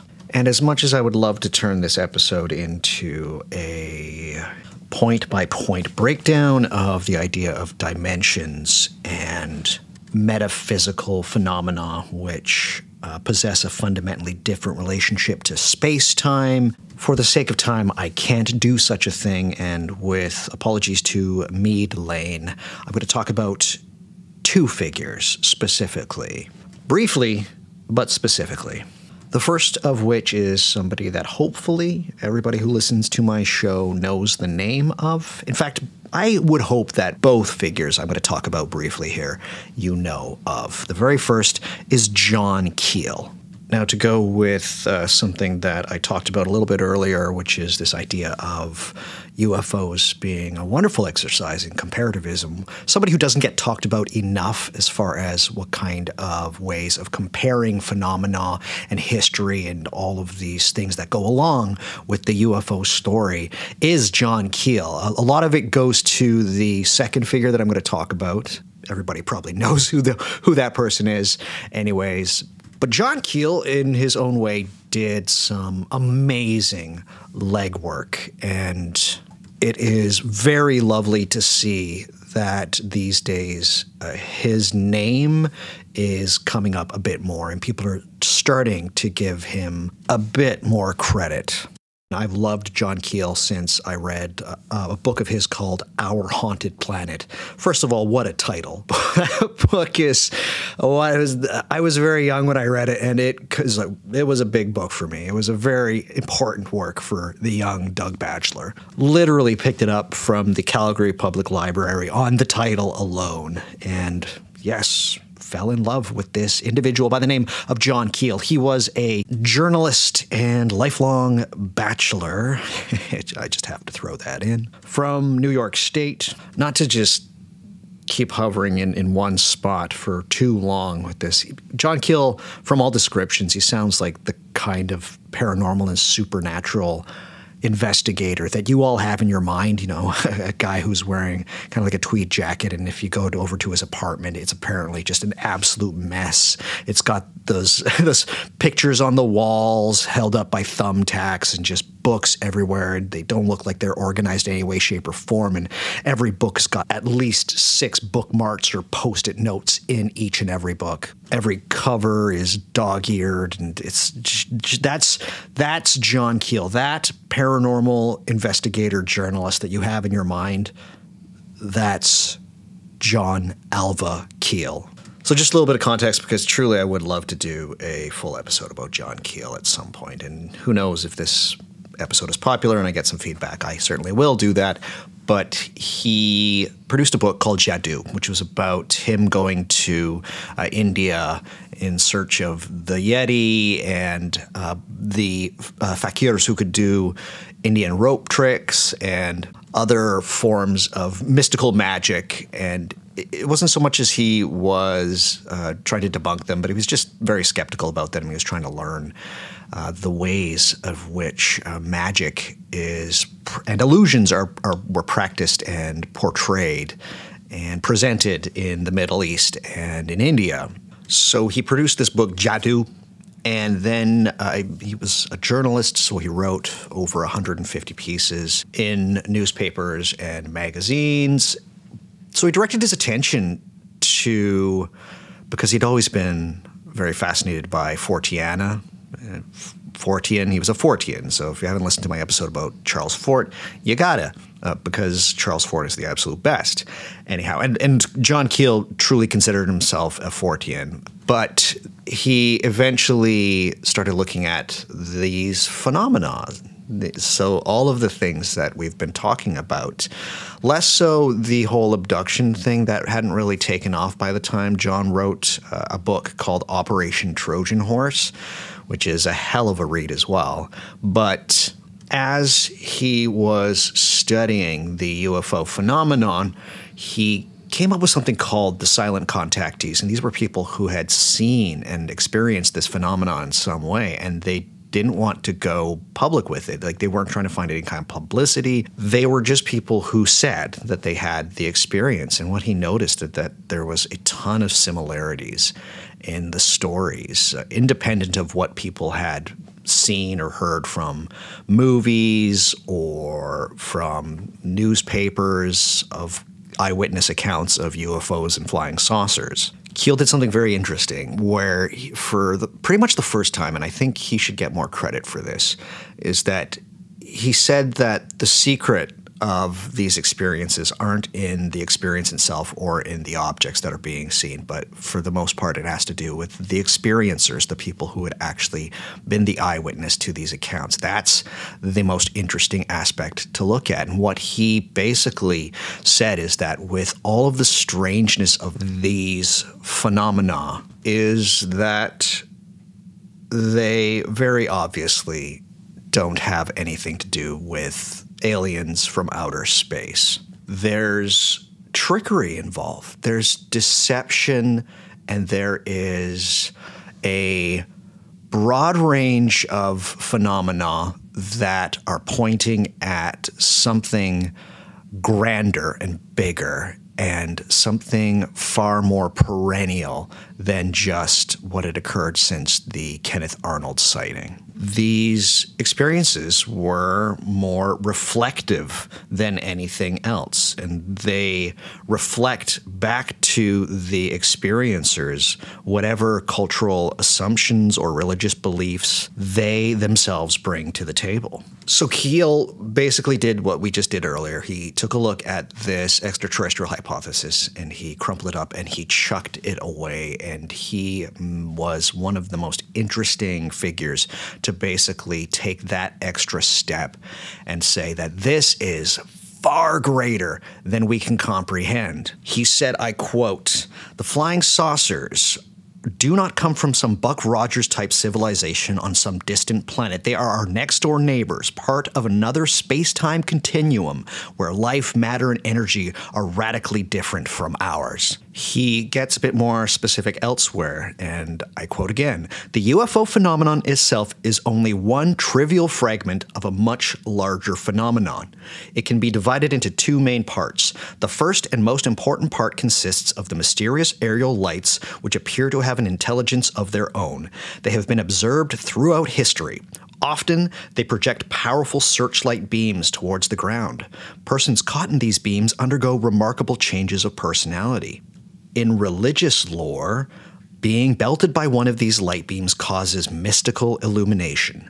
The second part of the phenomena consists of the cover or camouflage for the first part, the meandering nocturnal lights, as the Air Force has labeled them. The flying saucer/extraterrestrial visitants are not real in the sense that a 747 airliner is real. They are transmogrifications of energy under the control of some unknown extra-dimensional intelligence. This intelligence controls important events by manipulating specific human beings through the phenomena of mystical illumination. Our religions are based upon our long-time awareness of this intelligence and our struggle to reduce it to humanly acceptable terms." My goodness. So succinct and very on point. And while I'm not a huge fan of him just saying, like, there's two parts to this, I think that what he is trying to drive at there was basically his thesis for the rest of his work. And what we do have there is the solidification of something that is truly much grander than what John Keel just said there, which is the interdimensional UFO hypothesis. So yeah, what we have is that this phenomena, which has been all tied together, is somehow what we are seeing is what we want to see, but that does not mean that we are making it all up, that it seems to be some kind of cover for something much bigger, much more mysterious, and in John Keel's case, he tries to make it kind of scary. And truthfully, when you stop to think about it existentially, the idea of something somewhere that perhaps has some kind of agency or moral ambiguity that we do not understand in a way, manifesting in phenomena such as monsters, maybe even ghosts, demons, angels, fairies, vampires. Well, this stuff is our stuff. This is the weird that we all love. It's weird, it's mind-blowing, and it's scary. And how can we ignore such an interesting proposition? John Keel's work is very definitely worth checking out. The book that he wrote called The Eighth Tower is an interesting one, as well as this other book that some of you might have heard from called The Mothman Prophecies. I will just say this for folks who have never encountered John Keel before, is that a lot of what he writes comes from a journalistic bent, so he's trying to tell an engaging story in the most interesting way possible. Does he stretch the truth in some places? I'm probably pretty sure that he did. He can be a bit sensationalistic from time to time, but Jadoo as well as Operation Trojan Horse are very interesting, engaging reads from somebody who loves the weird and is trying to figure it out and comes to a conclusion that just absolutely baffles them. And from John Keel, we head to another figure who I've talked about on the show before. Probably one of the most interesting figures of the last 70 years. And somebody who, I'm just going to say, when people talk about the interdimensional UFO hypothesis, this is the name that everybody knows. I've mentioned him earlier, Jacques Vallée. Our dude is undoubtedly the most important figure for ufology, probably ever. I can't think of anybody else who is as long tenured in the phenomena. He is. He's still alive. He's still with us. He's still talking about this stuff. He's as eloquent as ever. He's an astronomer. He's a computer scientist. He's anything that he wants to be, seemingly. Just one of those intellects who, when he wants to direct his attention somewhere, he has laser beam focus, if you'll excuse the pun. Jacques Vallée worked for a period of time with a figure very important in the field of ufology and understanding flying saucers, J. Allen Hynek. I can't really talk about him too much here, but as they were making their way through all of the supposed, quote, evidence or the eyewitness reports of experiences, they started to come up with hypotheses which weren't just little green men from Venus buzzing us with their flying saucers. What Jacques Vallée did was write one book specifically, which I truly think that everybody should read. It's pretty short because half of the book is just appendices. But we also talked about it on the episode I did with Joshua Cutchin. But he produced a book in 1969 called Passport to Magonia, in which he looks at the folklore of what could be called experiences of phenomena before the Kenneth Arnold sighting, even before the 20th century. And he basically said, this all looks very, very familiar. Anyhow, I literally did a full episode about this aspect. But what Jacques Vallée is basically saying is that there is a parallel universe that coexists with this universe itself. And he evokes this cloud realm from a treatise by a Carolingian bishop who was arguing against weather magic. Hey, that's our stuff. I've done some weather magic. I'm sure some people out there have done it as well. Anyhow, this treatise itself was called On Hail and Thunder. And it was, when it was written, I believe, in 815 AD, there was a region that was believed to have inhabitants that traverse the clouds in ships, and this was called Magonia. Later of Magonia, it was said that, for up in the sky there are cities made by the witches and wizards who were once driven out of paradise or who left this world, and they have made for themselves another world in heaven. Now, some of you would be like, okay, Doug, yes, let's talk about Jacques Vallée a little bit more, but I think that there is something special about the fact that Jacques Vallée specifically evoked this imaginal realm within the sky populated by witches and wizards. Again, and I hope I'm not beating a dead horse, this stuff is inherently tied to magic, even if it's just folklore. It's our realm, and it continues to be so. Anyhow, Jacques Vallée said the same thing that John Keel said, albeit in a little bit of a different way, and he is a little bit more specific about it, in which he calls what is going on a control mechanism. And that all of this phenomena that I've been talking about and that you know so well is a show. It's there to provoke a somewhat specific, although ambiguous, reaction with us. It is by no means new. It has been happening forever. And in many cases, the extraordinariness, I don't even know if that's a word, the extraordinary nature of the experience of these phenomena, including things like alien abductions, are meant to make them sound implausible when shared.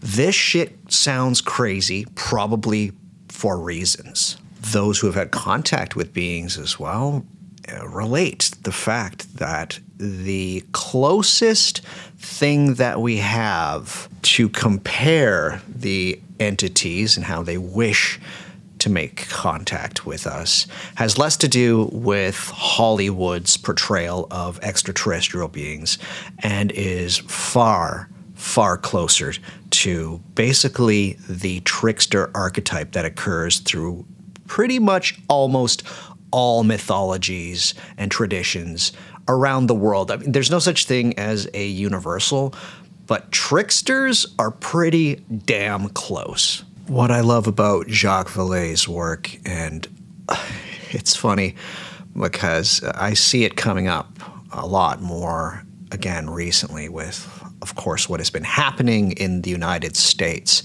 but that it's very hard to decide which of his work is recommended for people to read And I just throw my hands up in the air and say, all of it, you have to read all of it. They're all pretty mind-blowing. They're all a lot of fun. It's great reading. He does that thing, I think, also that Charles Fort does, in which he's basically saying that the way in which it is interpreted for us gets scrambled and rearranged as time goes on, and that this current way of us conceptualizing these phenomena, the way in which we have arrived at this consistency, is not the last way, in that there's going to be something after this as well. Here's the thing, though, and I don't want people to think about the interdimensional UFO hypothesis in that Fortean way, in which, or not so much Fortean, but the words of Charles Fort, in which he said that, I think we may be cattle. A lot of people, particularly when I shared that episode, people came to me and be like, Doug, we're in a prison and stuff like that. And I'm just like, no, not entirely. Jacques Vallée is also pretty good at being able to be specific about what he means about parallel dimensions or different realms in which this phenomena can bubble up to the surface. And so this is what he says. I quote, "When I speak of a control system for planet Earth, I do not want my words to be misunderstood. I do not mean that some higher order of beings has locked us inside the constraints of a space-bound jail, closely monitored by psychic entities we might call angels or demons. I do not propose to redefine God. What I do mean is that mythology rules at a level of our social reality over which normal political and intellectual action has no power." So something is happening, and it's very much us, in a sense, but it's also, very obviously, something else. It's quite old, and it is possible that we will, at no point soon, understand what is going on specifically, because the closer we get to being somewhat specific about the phenomena, it changes. Suffice to say, this is, for one, a simplification of the interdimensional and metaphysical hypothesis of the origins of the phenomena. There is a lot of other elements that could involve time travel or simulation theory or colliding universes and all of these kind of things. But from a 1,000-yard stare at the things that John Keel, Jacques Vallée, and others have proposed about the way in which this consistency can be apprehended by us, I really love it. I think it is not the 100% explanation as far as what is going on, because what even are parallel dimensions, right? But for somebody who is so enamored with the liminality of experiences that I myself personally have experienced from using magic in a practical, ritualistic sense, this stuff, this idea of a veneer across what we'd like to call the objective, apprehendable universe, really appeals to me. And it's workable and it's tenable. And in some very real cases, I have done things that really make me consider just how tangible the reflexive element of all of this stuff can truly be. Now, that might be a bit of a word salad for people, but what I am trying to say is that there are elements of this hypothesis that for those of us who engage in ritual magic can really play with. My bookshelf is full of texts that have rituals in which one can evoke, and in some cases even invoke, entities indeed which were conceptualized at some point as being supernatural in a way to afford us abilities which are extraordinary. In fact, I'm going to say these abilities are magic. Abilities that a lot of people who experience this phenomena they themselves, albeit in most cases only for a short period of time. If what I am seeing is merely a dance of phenomena meant to deceive and puzzle me, well, why wouldn't I want to be part of the jig? Why not dance along? Doing so adds to the mystery. It adds to the enchantment of your life. Is that not the entire reason that we're doing what we do? I want you to take a look down at your hand once again and open it up and see that last word there that we have, which is purpose. Purpose is a tricky word. It's a bit of a catch-all term. And in this instance, I'm not going to be talking about the purpose of these things. What is the purpose of UFOs? To crudely explain the reason that UFOs do what they do. I'm going to be talking about what I have been talking about for the last few minutes. But what is the purpose that we can take from all of this phenomena? It is indeed my contention that UFOs are inherently magical and they are seemingly purposefully spiritual. For the occult people that come to my podcast, the mere fact that we were talking about how this phenomena seems to be hiding something should ring alarm bells. UFOs are occult. They grind the gears of the predominant paradigm, the materialistic world that we are trying to break out of, truly. I am consistently puzzled by figures, and a lot of figures that I truly enjoy and like, who are staunch materialists. What's more, they are proudly, and in most cases, loudly atheist. There is no room for God in their life whatsoever. And yet, they so want the idea of UFOs to be somehow real. There are deep cart ruts within the human experience, and I don't think that there's some things that we can dispense with as easily as just saying there is no God, there is no spirits, there is none of this stuff except for cold, hard matter. The obviousness which what replaces the gods in some people's lives with things like UFOs is very funny to me. Atheists seemingly want UFOs to exist more than anyone else, whether they know it or not, and not just atheists or even people who are somewhat agnostic about absolutely everything. They are part of that deep cart rut that exists within the human experience of mystery, of seeking in and peering into the mystical, the mysterious. This truly is the mystery. It's one that is beautiful in some way to engage with, and that I think is part of its purpose, is that no matter who you are and from what walk of life you have up to this point, when you engage with this mystery and with this story, you come up with some very interesting things. What can only be said, though, at this point is to not take anybody else's word for being the absolute truth of it.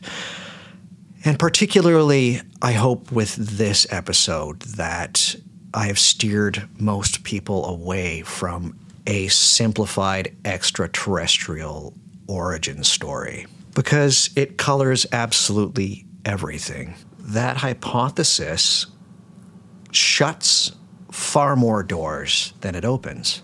If you accept that there are these things that have large heads, they're very skinny, almond-shaped eyes, the kind of triangular-ish conical head, you will look back and see things such as cave art made tens of thousands of years ago, in which the figures depicted there look like this thing that I just described. And instead of doing the thing that is, to me at least, very obvious, that this is part of some level of human experience of mystery that we do not understand, as opposed to simply saying, oh, our Paleolithic ancestors were interacting with aliens. That is a better way of utilizing the purpose of these things. This is old. This is spiritual. This is sacred. And most likely, it has something to do with other mysteries that we find ourselves always entangled with. For my money, and you can take this for what it's worth, and it's something that I have basically made as blatant as possible, but I think that the best thing that one can literally do right now, and this is particularly for those who already kind of know about UFOs and they kind of know about the interdimensional hypothesis, and they're kind of getting away from this idea of the gray aliens, or perhaps it's all just US military secret technology and all of that stuff, is to grab Joshua Cutchin's Ecology of Souls. I've really said it a lot, but I truly think that this is such an important book. Most likely the things which we are always relegating to the realm of the taboo and the things which the current materialistic paradigm just has absolutely no time for are related in some way. And our hesitation to even acknowledge life after death, the soul, consciousness, psychic abilities, the whole kit and caboodle. The familiarity of the phenomena for those of us who have made a life studying the great mysteries, particularly of death. All of the UFO story seems very familiar. Necromancers, take note. These are realms for interaction. These are conceptualizations that if you haven't made them already, it might be time to do so. There is no better place to start than Joshua Cutchin's Ecology of Souls. Indeed, I think that this all has something to do with death. To indeed ask what the purpose of these things and the phenomena can be is fruitless. You're basically asking what is the purpose of life and what happens next. The mystery is ours, and whichever direction one wants to take it, one certainly can. The purpose of the phenomena is for you to find a purpose. In the 2 months that I have been working on this one single episode, I had to reach out to the previous guest that I had on the very first episode I ever did on UFOs, the author I just mentioned, Joshua Cutchin. I sent him a video of myself just talking about how something with so much variability of possibility is literally the hardest thing I've had to do for my podcast. There's too much to talk about. There's too much that's already been said, and there's too much that hasn't been said at all. And so I reached out to Joshua, and I just asked him, well, what does all of this mean to you, Joshua? Why does it fascinate you to this day? I'd like to share his answer, and of course I have his permission, but this is coming from somebody who is indeed spiritual, but they're not a ritual magician. They're not like myself or perhaps even you. They certainly, like myself, hold this strange variety of phenomena to be sacred in some way. Yes, I asked Joshua because I said the episode was going to be my attempt to try and get ritual magicians or people interested in magic and the occult and the esoteric, that I could possibly reignite their interest in such things. But to Joshua I asked, why should anybody else care? Why should those who don't hold the weird to be profound and purposeful and meaningful for themselves? Joshua, why should anybody care about any of this? And I love his response. I quote, "I have a few answers, but most of them boil down to a single word: confrontation."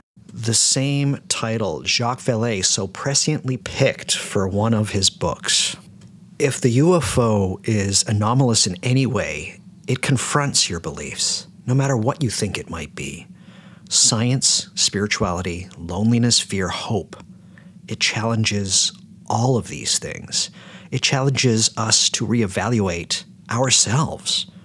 Probably why it's our most enduring modern mystery. To that extent, it is a Rorschach blot. It not only conforms to every mythology and belief, it seems, to me, to somehow subsume them as well. It's where we place all of our wonder. It devours other mysteries like a ravenous maw and folds them into its mythos. The old becomes new, and the impossible possible. It is what the madcap McKenna brothers hope to harness in the Amazon. And he goes on to quote Terence McKenna. Dennis had thought that the flying saucer would emerge out of his body as a spinning violet disk of translinguistic matter that would become showerhead, pizza, or Mercedes, depending on what you needed at the moment. Joshua then continues, "For me, personally, the UFO has become a symbol of personal alchemical transformation. It, like other topics, re-enchant a broken world, inserting meaning into the mundane. To that end, if I may get even more grandiose, I think it's improved me as a person. I have found interest in topics I never would have dared to examine. As Amy Michel told Jacques Vallée, ufology is not a science, but a process of initiation. One starts with field investigations and ends up studying Arab mystics. That is what the UFO means to me. And I'll be damned if I let authorities with answers take it from me." Whew. That's good stuff. I truly want to thank Joshua, not only for all of his work and for making such a great book as Ecology of Souls, but for taking the time to give me that response. I hope in some way that it touched you, dear listener, as much as it touched me, because that is what it seems to be. And I think one would be very hard-pressed to find anybody who has engaged this range of phenomena who hasn't in some way had to confront some aspect of what they believe and what they think and what values and truths they hold in some fashion. For those who take the shithead skeptic's word for truth in some way, that it's all made up somehow, it's all misunderstandings, it's all natural phenomena, none of this is real. I'm here to tell you they're wrong, 100% wrong. There are things happening. There are things that continue to happen, and there will be things that will happen in our lifetime that will continue to vex us, perplex us, and confront us. What form it takes is going to be interesting. One should always keep their head, of course. Your task going forward, should you accept the proposal that I'm offering here, that you as a ritual or practical magician or even an occultist need to engage in this in some way, should be obvious, besides just, playing around with some stuff to see the UFO veneer for what it could be, but also taking those things that I've brought up earlier, this comparativism, the reflexivity of the phenomena itself, and realize that going forward, there is going to be some useful information and some deception. The UFO mystery is your greatest test of how to discern information, to see who you were getting it from, what purposes they have for sharing that information, and if pertinent, can you onboard it and utilize it to help your life and your magic in some way. I can assure you it's not going to get easier, and I think that the reaction that a lot of magicians have, as I stated at the very beginning of this episode, one of just seeing the whole conundrum and the reflex to push it all away. I don't want to have anything to do with that. To that I say, hang on a sec, stick with it. This is where the rubber meets the road. This is a path well worth walking down. And should you choose to see, take a look at where your feet are while you walk this path and notice those deep cart ruts.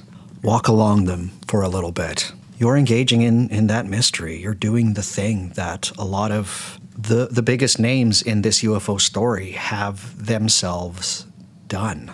What's more, and I hope this might be one of the final little convincing factors that I can offer up, is that if one of the ambitions of you engaging with all of this, with magic, the reason you're listening to my podcast right now is to enchant your life, I guarantee you, if you spend 2 years having an active fascination with all of the phenomena, with the pattern and the consistency and the purpose, those 3 things, whether you like it or not, your world is about to get enchanted in some way. One of my favorite books about this whole aspect of investigation into the mystery and what it can do, whether you like it or not, is a book about a book, and it's called Report on Communion, an independent investigation of and commentary on Whitley Strieber's Communion. I would sincerely hope that most people have heard of Whitley Strieber's book Communion, or at least seen the cover. The cover is as fundamental a part of the story of this book as anything else. It's basically where most people's perception of what we can call the visitors or gray aliens, that's the cover of this book. I remember standing in a supermarket. I was quite young, and as there was the checkout line for people with their groceries before paying and going home, there's always those little racks that have paperback books there for people to grab a book on the way out or something to read at home. And the image on the cover of Whitley Strieber's Communion, that alien visage, it was unforgettable. It was seared into some aspect of something for me. Anyhow, the book Communion, I think it's worth a read for sure, but for our purposes and for the purposes of those who wish to interact with the mystery and in some way be part of this process of initiation that Joshua talked about. A great case is this investigative book on Whitley Strieber's Communion by an investigative journalist by the name of Ed Conroy. And it's interesting and fascinating, but by the time the book comes to a conclusion, strange and interesting things are happening to the author, Ed Conroy, of this book. No one who it engages in this mystery is not in some way a part of it. It's that whole thing that a very popular TV show, and a lot of people reach out to me about it, and a lot of people come to my podcast because of it, as a TV show called Hellier. That the lesson here is always that when you go digging around, you're going to find something, or it's very likely going to find you. For those who call themselves armchair magicians or are interested in all of the things that this podcast is about, and yet they feel that they do not want to engage quite yet in the hands-on practical magic side of it, might I offer up the suggestion, although with a caveat, that give some time to the UFO. Give some time to the visitors, the phenomena, the patterns. But always keep your head and realize that you are engaging in a very dangerous, thrilling, compelling, scary mystery. If you go searching for conclusions in this mystery, it's over. You're done. You're finished. By looking for the plot, you've lost the plot. The UFO is the story that doesn't end. It's the tale of all that which is occulted from us now. It has no starting point, and I can assure you, it definitely does not have an ending point. You can jump in at any place and perhaps even write yourself into the story. All of these things are possible should you choose to engage with it. I assure you your magic will not suffer for it, but that at the very least you will watch as your magical world grows because of it. The realm itself belongs to us and always has. There is no need to phone home because it's already here and it always has been. It's thrilling, engaging, and like an illuminating light in the night sky. All you have to do is open the door, get out there, and look up. Things are about to get cinematic.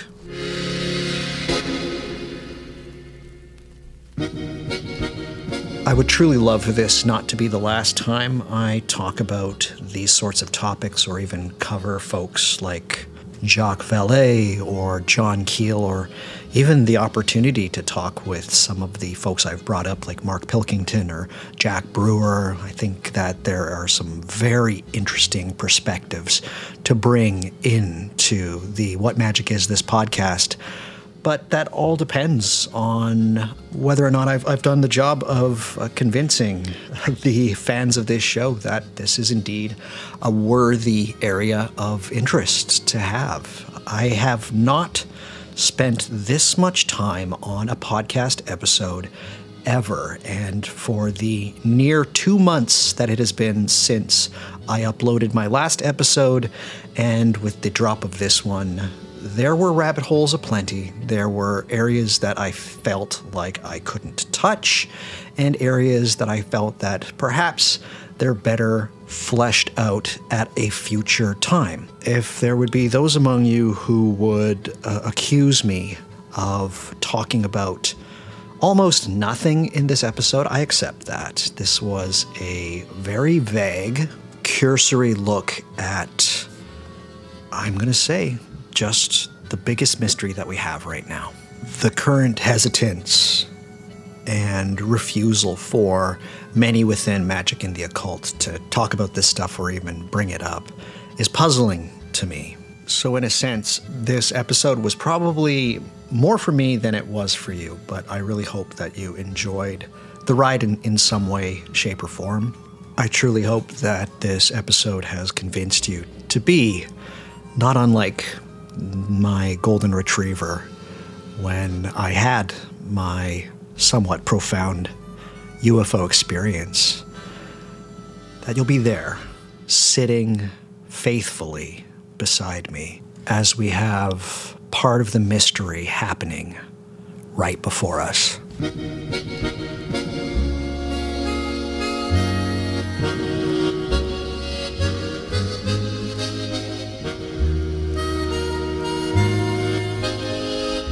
All right, folks, please do yourself a favor and head to whatmagicisthis.com and look at the show notes for this episode.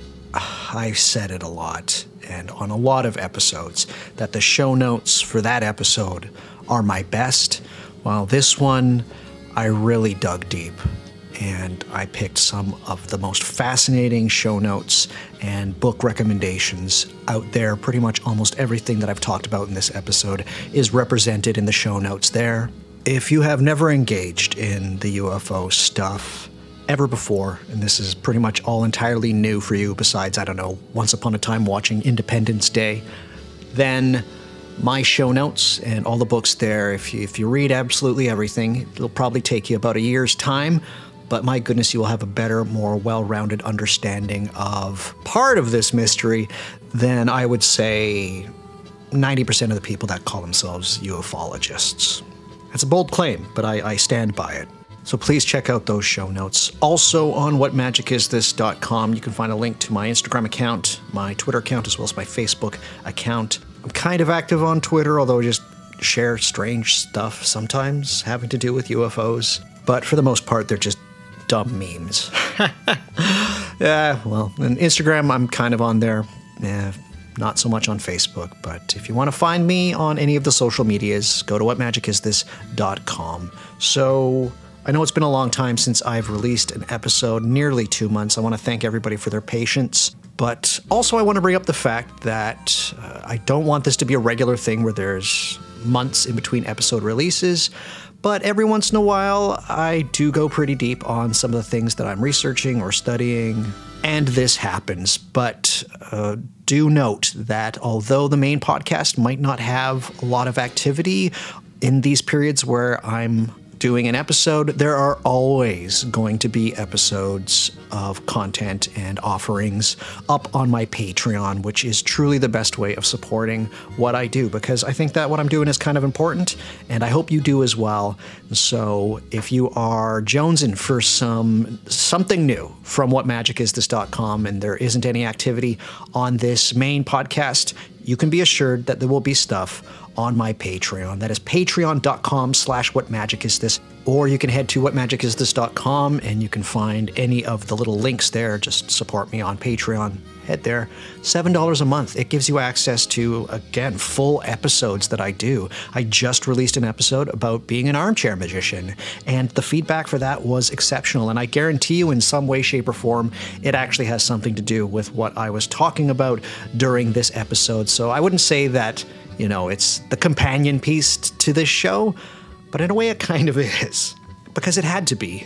Because this has been my life for the last 2 months. I made the decision to do an episode about UFOs, and it consumed my life. But also there, I've got videos about how to make incense or Florida water. I've got how to make a magical circle for Solomonic magic. I have so many things on the Patreon. I really can't get into every single thing that I've got up there.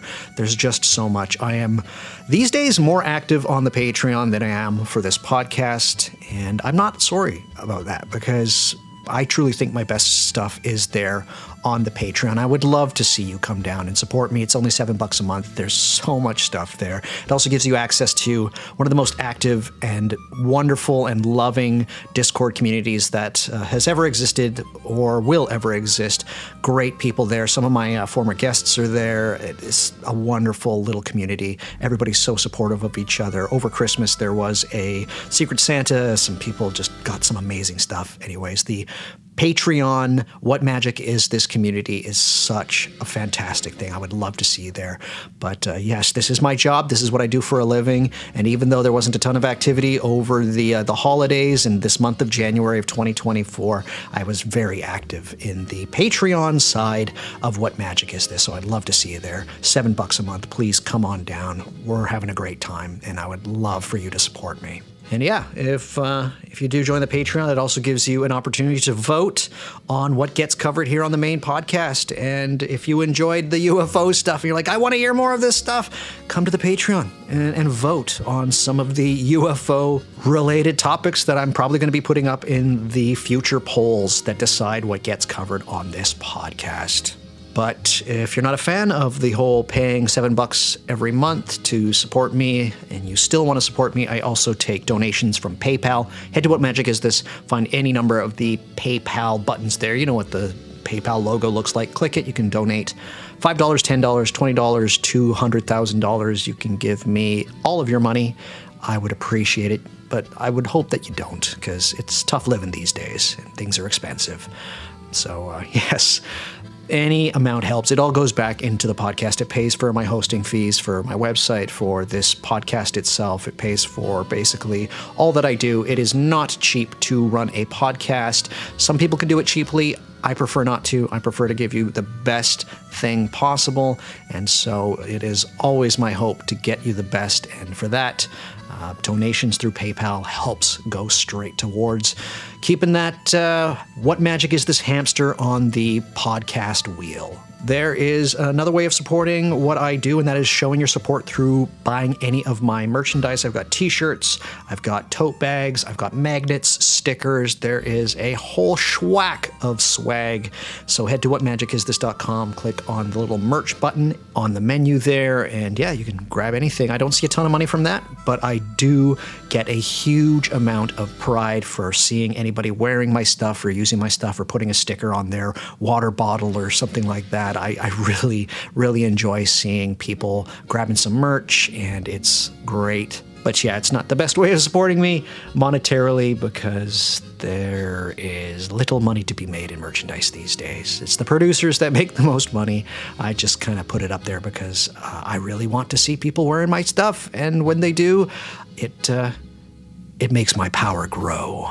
My girlfriend is giving me a very odd look right now, but she doesn't know because she's not a powerful wizard like me.